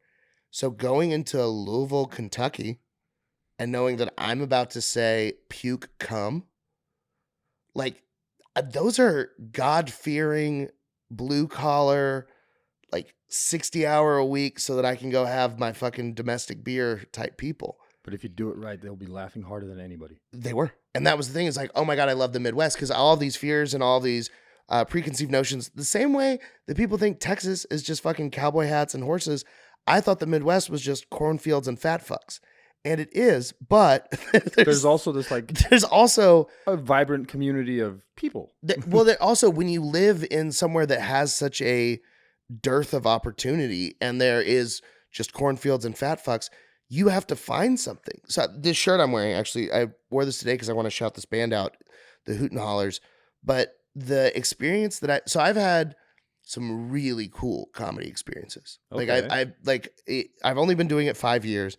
And in those 5 years, I've gotten to do some awesome stuff. Like, I got to open for Louis C.K. And I had a moment where I'm sitting in the green room with Louis C.K. and Ariel Isaac Norman, who's featuring, and then Joe Rogan, Tony Hinchcliffe, and Joe's 2 guests for the pod that day walk in with him. And so I'm sitting in a green room. As Tony would say, I'm instantly hard. Yeah, because he always says that shit. Instantly, dude. But and it's like one of those things where, like, I'm surrounded by legends. Like, yeah, truly, Louis by himself is just holy shit. But then add the rest of the crew. But so and like in this moment where we're talking, right before they'd walked in, we were discussing stuff, and Louis had asked Ariel what she did, and she was working on her sister's book that's about lesbian mermaids. Okay. And I said, talk about a smelly pussy. And it bombed. And Louis and Ariel both like, fucking nice joke, loser. You know, like, just nothing.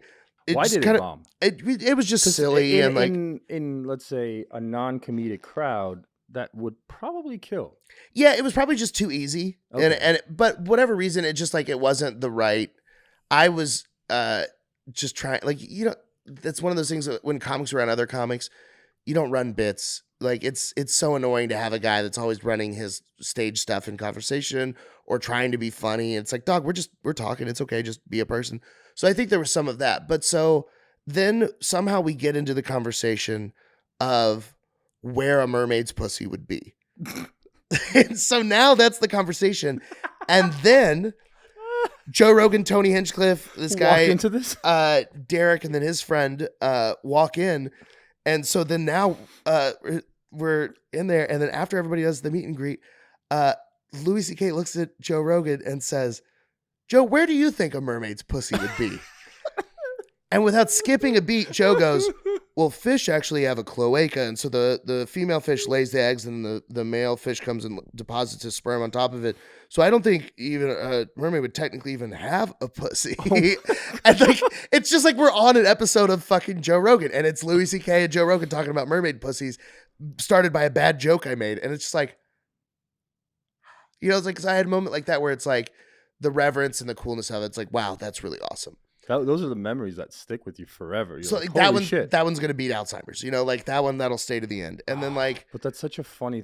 Do you have a stage thing about that? Like no, because I don't want to. It's just one of those things where it's like I'll tell the story on podcasts for people that will appreciate it, but on stage it feels so braggadocious. So what I would say is take your comedic liberty and take out a few of these names and replace them with other names.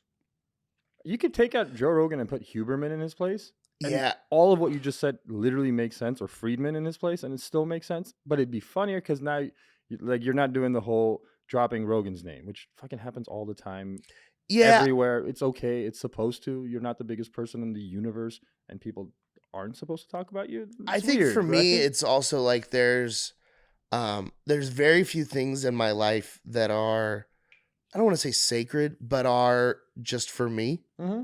Like generally, like all the time this happens, and you'll see it the more you hang out at comedy clubs, especially the hang afterwards from midnight to 2 a.m. behind a comedy club, like behind the Creek in the Cave in Austin and the back patio. You will see circles of comedians, drink in hand, talking, laughing. Someone will say something really funny, and then there will be a minute or two of everybody laughing, and then someone will pull out their phone and write something down because they've said something, and because they've captured something funny, they're like, I got to take that to stage. My brain created a funny. I got to go use that. So a lot of the times when I do think of something funny, it's like that funny thing or that experience, I need to put that on stage.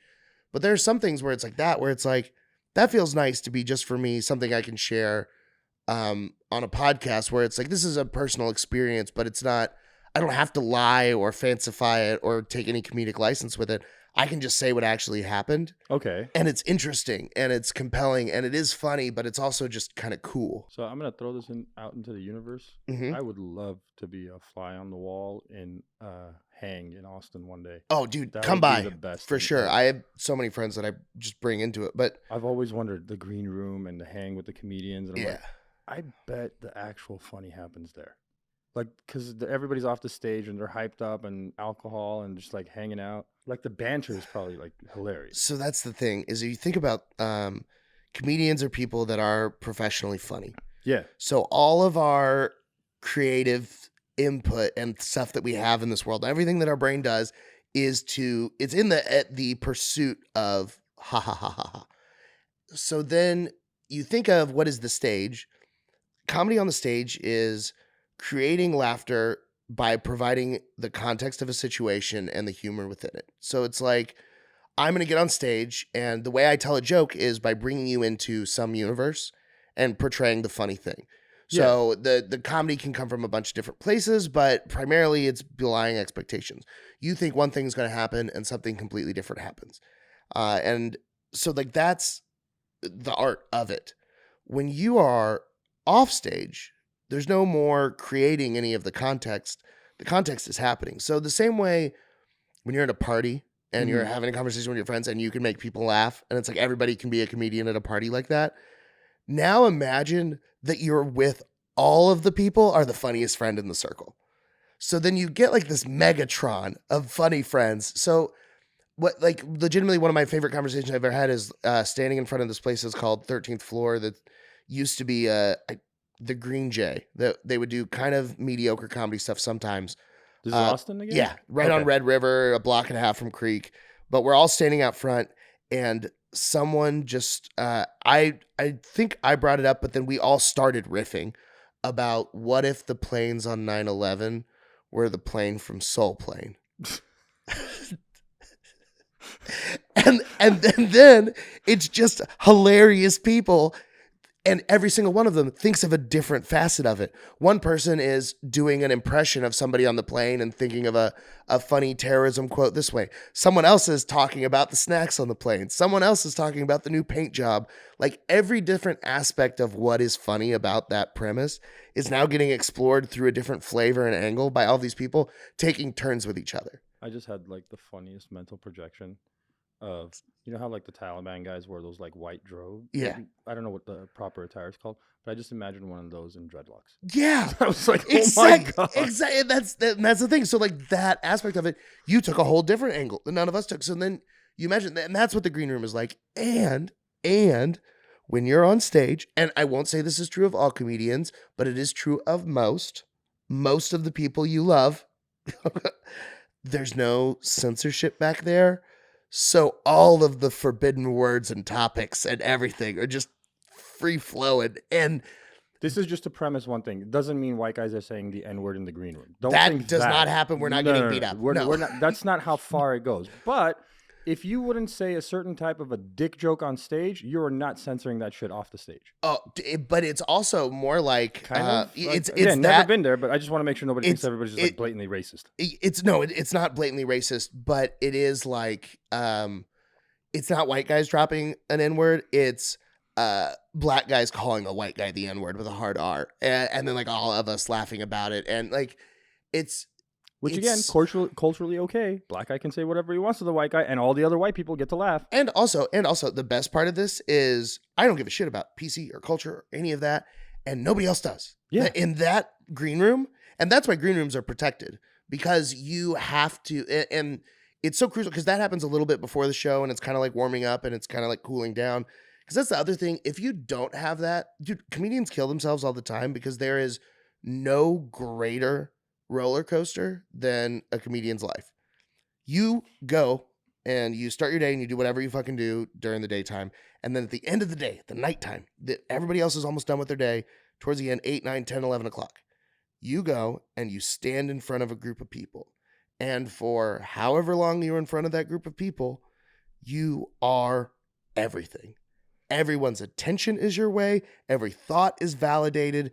Every piece of insecurity is just power washed away by the laughter of a crowd, and all of that, it's so empowering and enriching and enthralling and intoxicating.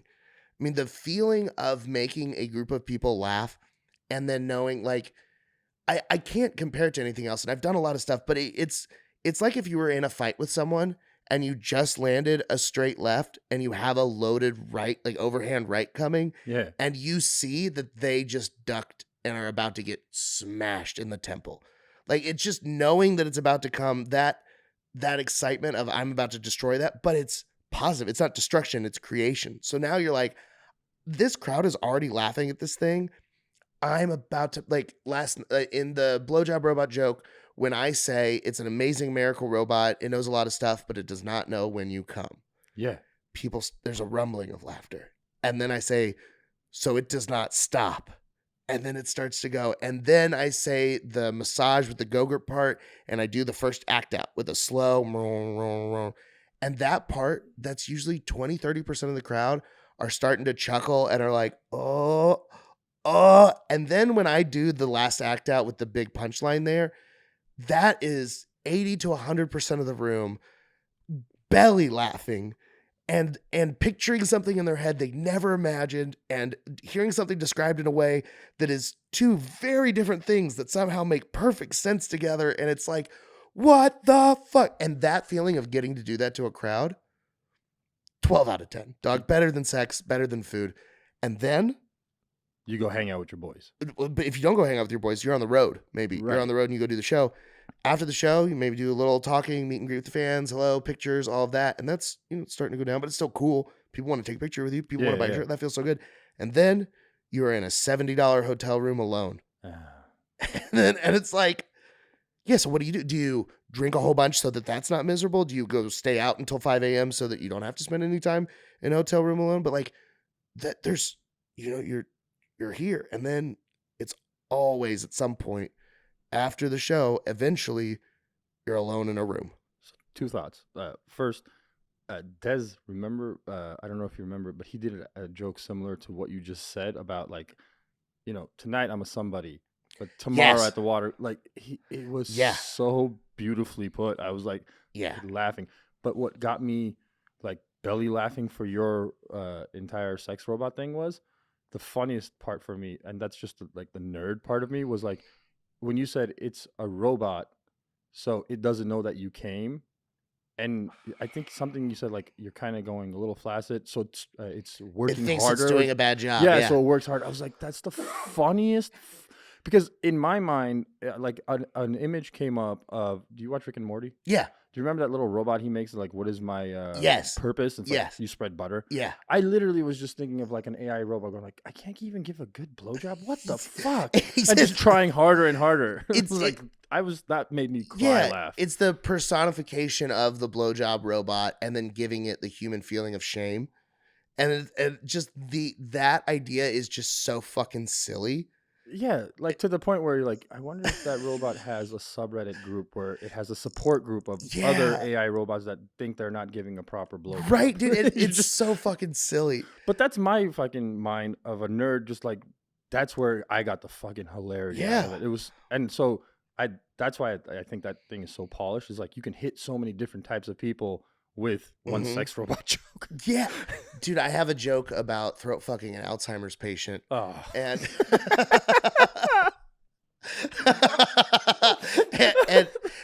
that's the joke, right? That's it. That's all you do. You get up on stage and say that. Oh, brother, it's 7 minutes. But and that's the big reveal at the end. But at the beginning, I do make some very crass and seemingly insensitive jokes about Alzheimer's. And it's a disease that kills you. My grandma forgot to stay alive. She's like, it's forgetting stuff. And there's a piece of it though where I mention that she should have played music, like played the Bee Gees, "Staying Alive." I heard music is good for you people, which is a throwaway line, but the truth behind that is my grandmother's sister, so my great aunt, passed away from Alzheimer's. And growing up in my life, she was a huge like female role model and support. And she was one of the people that taught me about fun. And like my Aunt Jean, she was my mom's aunt as well. She's my great aunt. So, but she took all of my mom's generation out for fun summers all the time. And even though she was older, she took me to the arcade and we had a lot of fun times together. And I remember Aunt Jean being like the embodiment of like carefree. And that was her spirit. And then to watch her get Alzheimer's and then to watch her lose herself and see her in a home, it was devastating. And to see what used to be the brightest light of a person, just this dim gray shell, it hurt. And there's a couple pieces of that joke that are me being irreverent and mentioning something that really happened there, where one time when we were watching her caretaker came in who was a black woman, and my aunt Jean looked at me and said, "Mikey, can you get that N-word hard R out of here?" And I'm mortified because I'm like, oh my God, like first off, she hasn't remembered my name in a while. Why did she remember it for that? Like what the fuck? And then second off, like, was she a racist? What do I say to this poor caretaker? Like, she grew up in the 30s in rural Tennessee. Yeah, all right. She grew up in a town of 700 people. Just like, a different time. Yeah, and just she didn't meet any black people until she was in her 30s, and they were in Memphis and they robbed her. So she had racism in her brain. But this is a shell of her. It's not even a person. It was just like this weird, gross gut reaction she had and tied me into. And I look over at the caretaker like, like, I'm so sorry. I don't know what to do. And she's laughing at me. And it's like, baby, everybody here is racist. Oh, shit. Oh, my God. Like, holy shit. She was so desensitized to it. She didn't care at all. She was just like, these old fucks, there's nothing left in there. That's why I'm changing their diaper. This is my job. But she had so much compassion in her heart that it was just hilarious to see me upset. But my, her older sister, my great aunt Robbie, who was married to Damon, who was like the patriarch of my mom's side of the family, she also passed away from Alzheimer's, and her oldest daughter, Lisa, created a product and she created it from scratch and like funded it and made this thing. And it's a speaker with built-in memory, and it's a Bluetooth speaker, and it has a very easy to use lever on top. Okay. and it's really easy to load songs into, and it's for people with Alzheimer's because it's been shown that music is tied to a lot of core memories, and playing music from certain periods in their life allows those people to experience peace and joy and some of themselves again. And music is a super powerful therapy for people with Alzheimer's. And so she created this music box that was, even if you were in like the throes of all of this and you barely had any motor function, you could still turn this on to have some kind of autonomy and self-soothing in one of the darkest places you can be. And so for me, I have this tiny little tag of should have listened to the Bee Gees. I heard music is good for you people. But it's really about a very dark thing and a small shining light in the middle of that. And I've had some people get upset with me over that joke and the crassness and the rudeness of it, and throw fucking an Alzheimer's patient in their stoma. It's kind of fucked up, but pretty funny. And but I will forever tell that joke, and I will never apologize for it because of the times that I've had. I had a guy come up to me after a show, and he said, I lost both of my grandparents and both of my parents to Alzheimer's, and I have never laughed harder than your joke about it, because all of that was real for me. And so, like, Yeah. you know, there's all the PC and all that woke bullshit is one thing, but being able to make light of a terrible situation and to cross all of those lines while you're doing it there's something powerful and healing about it.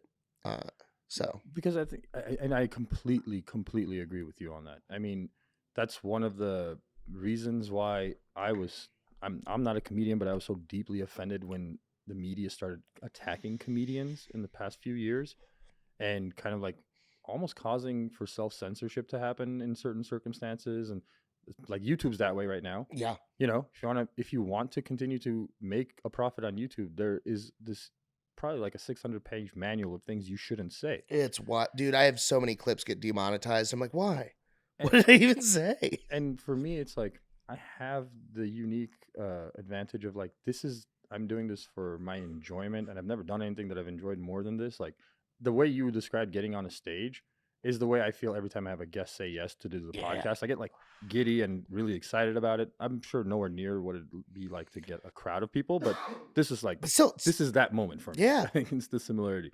But I mean, I think what people fail to realize is that comedians almost always tell jokes from a genuine place, Mhm. meaning there's a connection to them somehow to the topic that they're talking about. So if like, Dude, the Alzheimer's- blowjob robot, that was something I bought during the pandemic.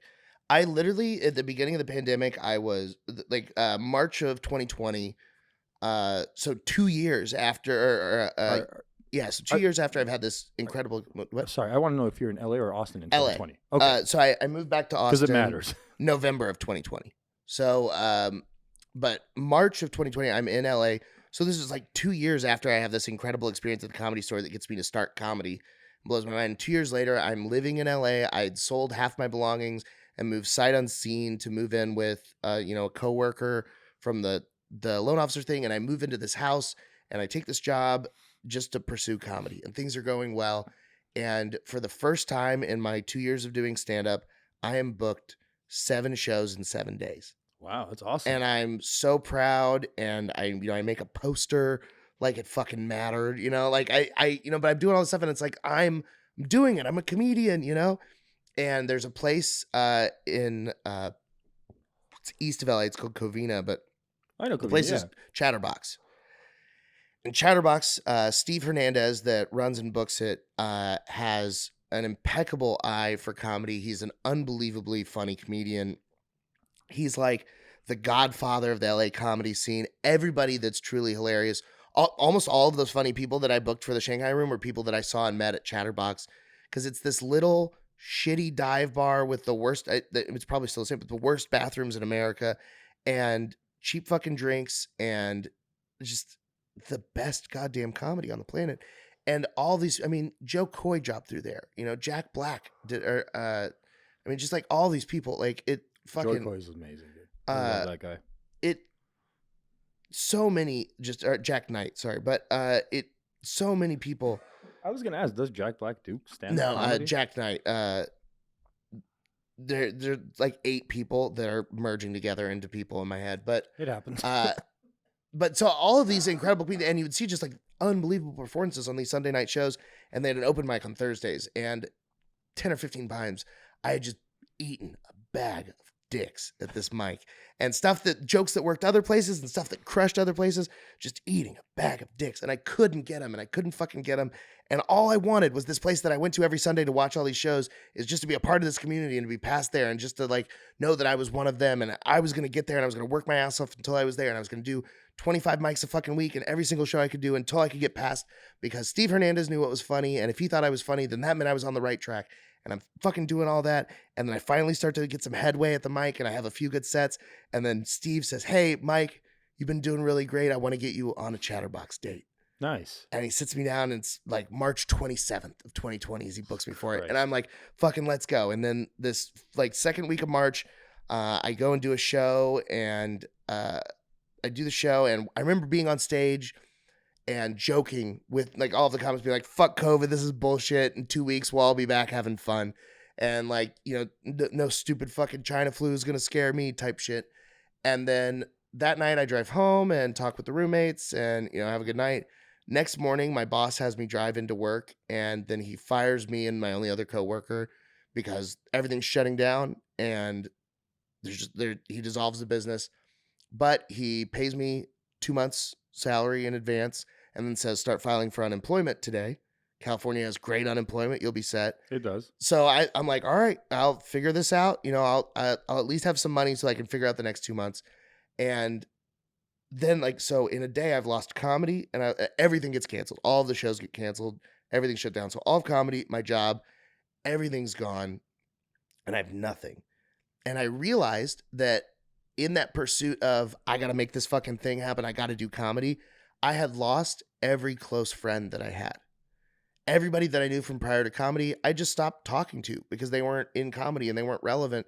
So I lost all these relationships. And it was like, oh man, because if you don't talk to people, the relationship just kind of withers. Yeah. And if people are like, "Hey, I saw you were in town, you didn't even hit me up." And it's like, "Well, I was doing shows.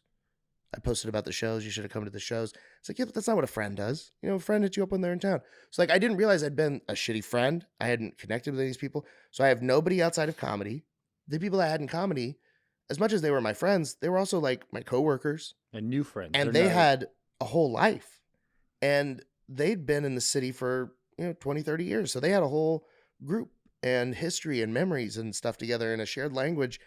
And we had comedy, and that was it. And so, I could hang out with them, but it wasn't the same. And so I had never felt more alone and isolated and just miserable and depressed. And I was so fucking sad. And there was just nothing that made me happy. Like, I started riding a bike because I was like, maybe that'll help. I remember riding bikes was fun. Me and one of my roommates would go and play catch with it. Like, I bought a baseball and a glove, and we were playing fucking catch. It was like just anything to just get outside and do something. Somehow pass the time. It just made me feel something. I've watched every fucking TV show, and I've done all of the things, and it was just like, I had so few people that I genuinely connected with. And then also, just to not mention, in comedy, if you're not making an effort to go get laid, if you're a fat guy like me, I already have to put in more work to get laid. It just takes more, and that's fine. Also, because I'm not going to bang gross chicks. I'm not going to just be like, "Oh, you like me that I'm fat and you're fat too?" No, thank you. Unless I'm hammered or desperate. But sorry, but Oh, you mean you have standards? yeah, it feels dumb to have standards and then look like this. But at the same time, it doesn't work that way. I don't subscribe to that shit at all, because you are attractive to a certain type of individual. Bingo. And that type of individual is attracted to you. Now, does that mean that pool of individuals is extremely small because of both sides having to have certain particular things that they like? Yeah, but it does fucking exist. For sure. And for a fat guy, I do surprisingly well. If you talk to any of my friends, they know how good I do. I talk to pretty women, and I'm interesting and entertaining, and I'm good at conversation and all that good stuff. But in LA, fats are the lowest on they're the lowest on the totem pole. So there's just a severe anti-fat thing where it's you're a funny novelty for them, but you're not a serious consideration. Did you try fat vegan? I've heard that's in style now. Oreos are vegan. I do know that, but then you can't dip them in milk, and it's what the fucking point? But so I wasn't getting laid, and I wasn't even really trying to. I had the apps and shit, but those don't really work for a guy that I sell on personality. Yeah, I get it. Women talk to me and then they're like, oh yeah, I guess I will. But yeah, so like yeah, I'm in this place with all this stuff happening, and so I just hadn't gotten laid in forever. I have no friends. I have no like longtime friends. I have no girls to talk to. I have no hoes. I'm just like, I have nothing. And then I was like, am I really about to be the sad, lonely fuck that buys a fleshlight? And then I was like, you know what? Fuck a fleshlight. It's 2020. There's got to be some new shit. Yeah. So then I'm just Googling it and I find this fucking auto blow AI thing. And, it was $200-300. And I was like, you know what? Fuck it. And I ordered it. And I just remember all of the like shame around using it and like around having it. And then it was like, this is kind of fucking funny. And now it's like my favorite joke. And it all just started from a very real experience of like a very dark time and shitty time in my life where I had nothing. And I was so desperate, I bought a blowjob robot. It's one of the and then it's like, best and then things it's ever. really funny. It's hilarious. Like, go see him do it, because like you're missing out if you haven't seen Mike do the entire. It's like 8 to 10 minutes or something. Like, it goes for The whole thing is 12. Yeah. 12. Yeah. And it's Which is so stupid because it's also, I remember when I was doing it, I almost told Sherry, but in Fort Wayne, which is my top comedy experience, surprising, Fort Wayne, Indiana, which that doesn't make any sense. There's a comedy club there. There's a group called Bark Entertainment that runs the best clubs. And Summit City I think it's called Summit City or maybe Summit Comedy Club, but something. It's in Fort Wayne. okay. And so we get to Fort Wayne, Indiana, and we pull in, and then the club is set up in kind of a weird way. And there was an older couple to my left on the stage. And I remember 6 minutes into the 12 minutes of the blowjob robot joke, there's like a halfway point in my head. And I remember there was a couple times that like he'd kind of like chuckled and she did not like it. And I looked over and I was like, y'all strap in. We're not even done with the blowjob robot. It just keeps going. And then at the last part where there's still like 2 minutes left, I looked, I was like, can you believe I'm still talking about this? And it got the lady to laugh really hard, because like, even though she hated the joke, she appreciated that I knew that she hated the joke and was like, it's kind of funny that I'm still doing it. That's probably a standout between a great and seasoned comedian versus someone that's maybe just starting out or isn't good.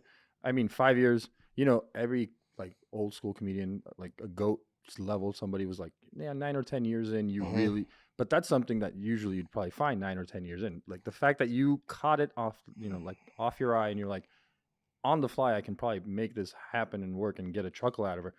See, that's what makes a really good comedian. That's why everybody last night was laughing through the entire thing. At certain parts, all of us were laughing, but at least throughout the whole thing, the crowd, 60 to 70% of the crowd was laughing through the whole 8 to 10 minutes that you did. Yeah. Like, you could tell there was parts where everybody was like, ah. Yeah.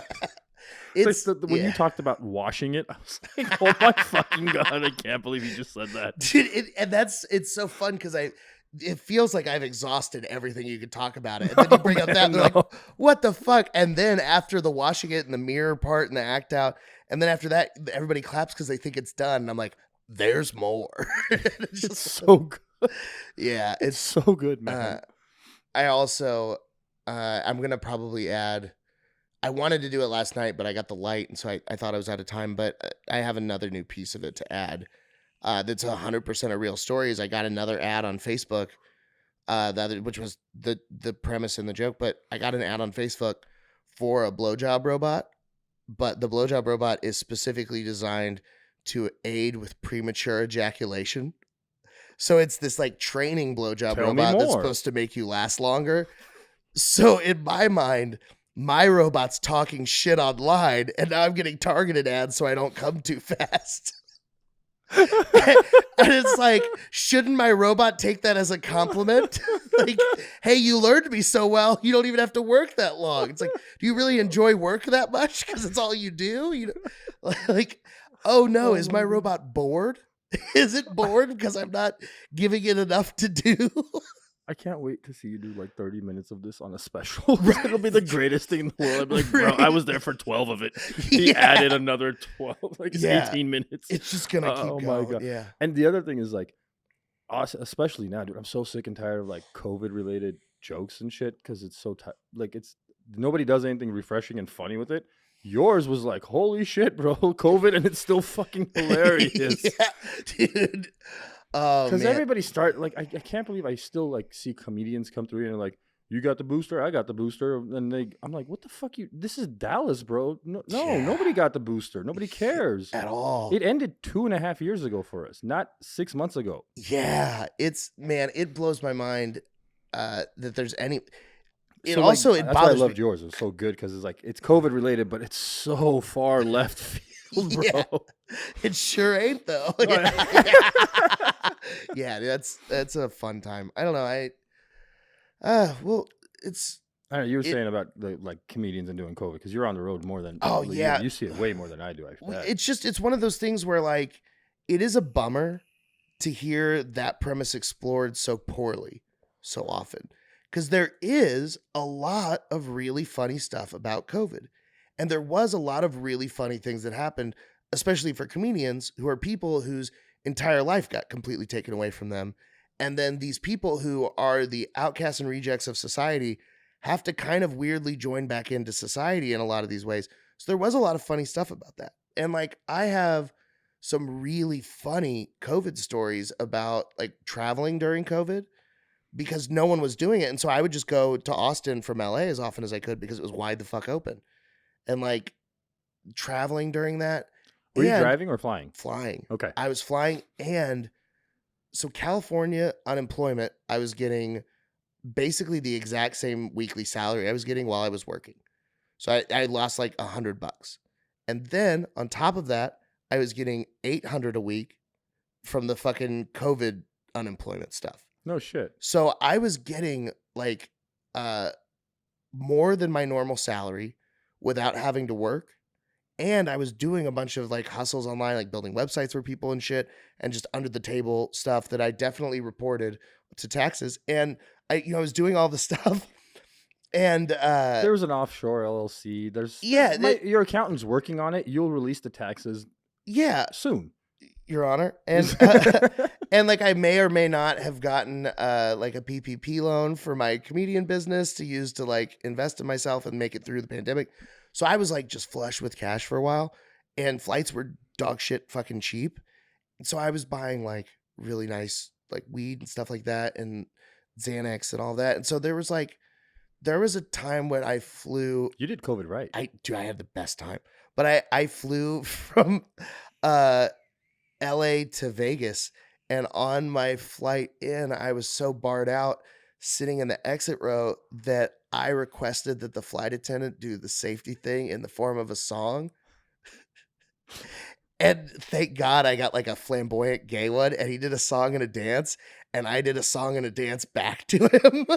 Why didn't you record this? I have no idea. It would have been viral. Dog, I was blacked the fuck out. I wish you had a friend with you to record I did that. And then I was in the Vegas airport, and I was so happy and carefree that I had my luggage, and I was skipping through the airport. Just a grown, giant, fat man in a hot pink tank top and tiny blue short shorts, skipping through the airport in my flip-flops, and I tripped, and I ate shit into a fucking dude sitting playing a fucking like slot machine, and but he was not very big, so I just took this guy. So you just saw this just galoot just skipping, and then boom, body tackle some fucking retiree at a slot machine, and then like him like get up and like security come over, and then it just ends with me all laughing with security and then going to the bar and then being like, we were watching that shit, it was hilarious, we knew you didn't do it on purpose, but god damn it, that's amazing. So somewhere like someone at McCarran Airport has the greatest security footage of all time. Please give it to him. Like, please find it, but oh, by the way, if you're just tuning in, he's not a flamboyant gay man. The Yeah. pink tank top and the short shirt. No. No, He likes women, and they it's usually just like for him. fun. It's so funny how often people assume I'm gay, and it's like it's also it's so funny because outside of I like banging chicks. There's a lot of stuff about me that's super gay, dude. I go to gay bars Do tell. and like I go there and they're playing this like frou-frou like dance techno music. I love it. I love being catty. It's such a fun time. Like, oh, bitch, like that's fun. I like fruity drinks, like all this stuff that is, people say is effeminate and not masculine. Like, I have never at all questioned my masculinity in any ways. I was a football player and I've been banging chicks for a long time. So like, there was never any part of me that was insecure about being a man. So it's like, oh, wearing pink and bleaching my hair and piercing my ears makes me gay. All right, I guess I'll just be gay with all this pussy I'm getting, like It's usually the second penis that causes the gay to actually become active. yeah. Other than that, I feel like there's scientific documentation somewhere that Right? says second penis gay, only one penis, pink shirt, not gay. Yeah, and so that's the thing that's so funny is that people have been like either assuming I'm gay or calling me gay about stuff my whole life, and it's like, dog, what? like, what are you talking about? It's gotta suck so bad to be a guy that's like, dude, drinking fruity drinks is gay. It's like this shit's delicious. I like the theater. I like the ballet. I Yeah. like musicals. Yeah. Yeah, I've been married a long time, bro. Yeah. I've got 3 kids. I'm like, Yeah. not You much have is. cum receipts, dog. Yeah, That's straight as fuck. Check that out. I Fuck. dumped in a lady. Oh my god. Sorry, no disrespect. No, I get it. Maybe it'll be cut. I don't know. We'll Yeah, see. yeah, totally get it. Sorry, but like, no, I mean that's the thing is like sometimes I feel the same way that you do. I'm like, if you're not gay, why do you care if you like something, dude? Like it's okay if you like something. Like I love Elton John, dude. I've been to an Elton John concert in Vegas. Yeah. It was one of the best memories of my life. Does not mean I'm gay. I just mean I love the man's music. I appreciate the art. Like, Yeah. you can't divide the two? What the fuck is wrong with you, bro? It's so bonkers. There's so many, and like I also see like I have some of my friends that have looked at all this stuff and they're like, look at how like weak and effeminate men have become, and like they like you have to take back masculinity, and I see a lot of this like But we haven't. we got to return to manhood, and it's like, dog, being a man used to mean like you just push all your feelings inside, drink, and then slowly kill yourself. And like that was just being a man for a long time. It was like, go earn the money, come home, bitch to your wife about dinner, talk about the ball and chain, bitch about your one blowjob a year, never show emotions. That's a man. And now they're like, now that men are like freely expressing themselves and they're like, hey, I'm a man and I cry. They're like, we need to return to manhood. That's gay. It's like, what are you talking about? So Your dad didn't love you enough. That's all. I'll take the gay part out of it, but I would say that we do live in a culture, and we've done this for anything and everything you can think of. We overcorrect too much.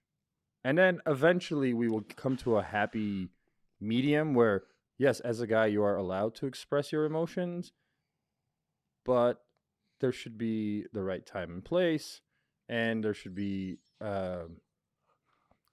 less victimizing yourself and more actually expressing the emotion in a way to heal and move forward. You know, like, because I hate that we are in a culture right now that we make it okay to blame others for everything, especially parents. Mm. And I had that mindset for a long time, and then I sat there and thought about it as an adult, and I was like, what the fuck? I can't take what today is, which they didn't have, and I have no understanding of the struggle they went through, and then bitch and moan about it. Mhm. Now I get that, like, I'm not saying a parent that raped you or abused you or like That's a bad parent. kicked your ass on a regular basis for no. That's not what I'm talking about. But like situations where everybody's like, oh, you know, mom worked too much, single parent household, I didn't get enough love as a kid, and then hey, you know what? Tough shit. But you can learn from that and understand that the circumstance of your mom working 80 fucking hours was the love that she was able to give you. Dude. And then now that you have the ability to love your kids more, love them. But don't fucking bitch and moan and complain about circumstance that everybody goes through. That was one of the biggest like revelations I had in my like adulthood. And I'm still like very much not an adult by any of the normal metrics, but I'm age-wise an adult, you know. But one of the things that I realized is with my parents splitting up. So my mom, I spent a lot of time, like, especially my dad's story is so fascinating. And he goes from being like, you know, homeless to working at a shoe store and doing consumer surveys to being a partner at a law firm to having his own law firm and a millionaire and living down the street from the Jonas Brothers and mansions and Bentleys and blah, blah, blah. That's a really cool rags to riches story. And he's cool now, right? Like, he is cool, and he's he also had a little mellowed bit out. of downturn, but he's still okay. He had a downturn, and he's had his peaks and valleys, and now He's the most mellow and chill he's ever been, and he's wise beyond measure, and he's also the smartest guy I've ever met. He's Did he do the most. psychedelics at some point? He did way back in the day. He's been sober for 28 years now, I think. So does that mean if he So he didn't do anything. So that's what I was Caffeine. going to ask: is if your dad was an alcoholic and he's sober, like he ends alcoholism and is sober, does that mean he's not like physical or self-put limitation? He does not allow himself to do any drug, just So to that not is get there, or he specifically is in AA, which is a 12-step program. Yes. So the rules of AA, which actually it's very interesting because the guy, I got to reset cameras. Yeah. All right. So unfortunately, Mike and I had lost track of time, and Mike does have a show tonight in Houston. So Yeah, we're going to save that for a second episode. Yeah, man, I'll be back for sure. Anytime you want, you have an open invite for this podcast. I loved having you on as a guest, and I would love to get to know more about your stories, dude. You got so many fun stories. Dude, thank you so much for having me. This was such a great time. I got lost in the sauce, but I got to get to Houston. Yeah.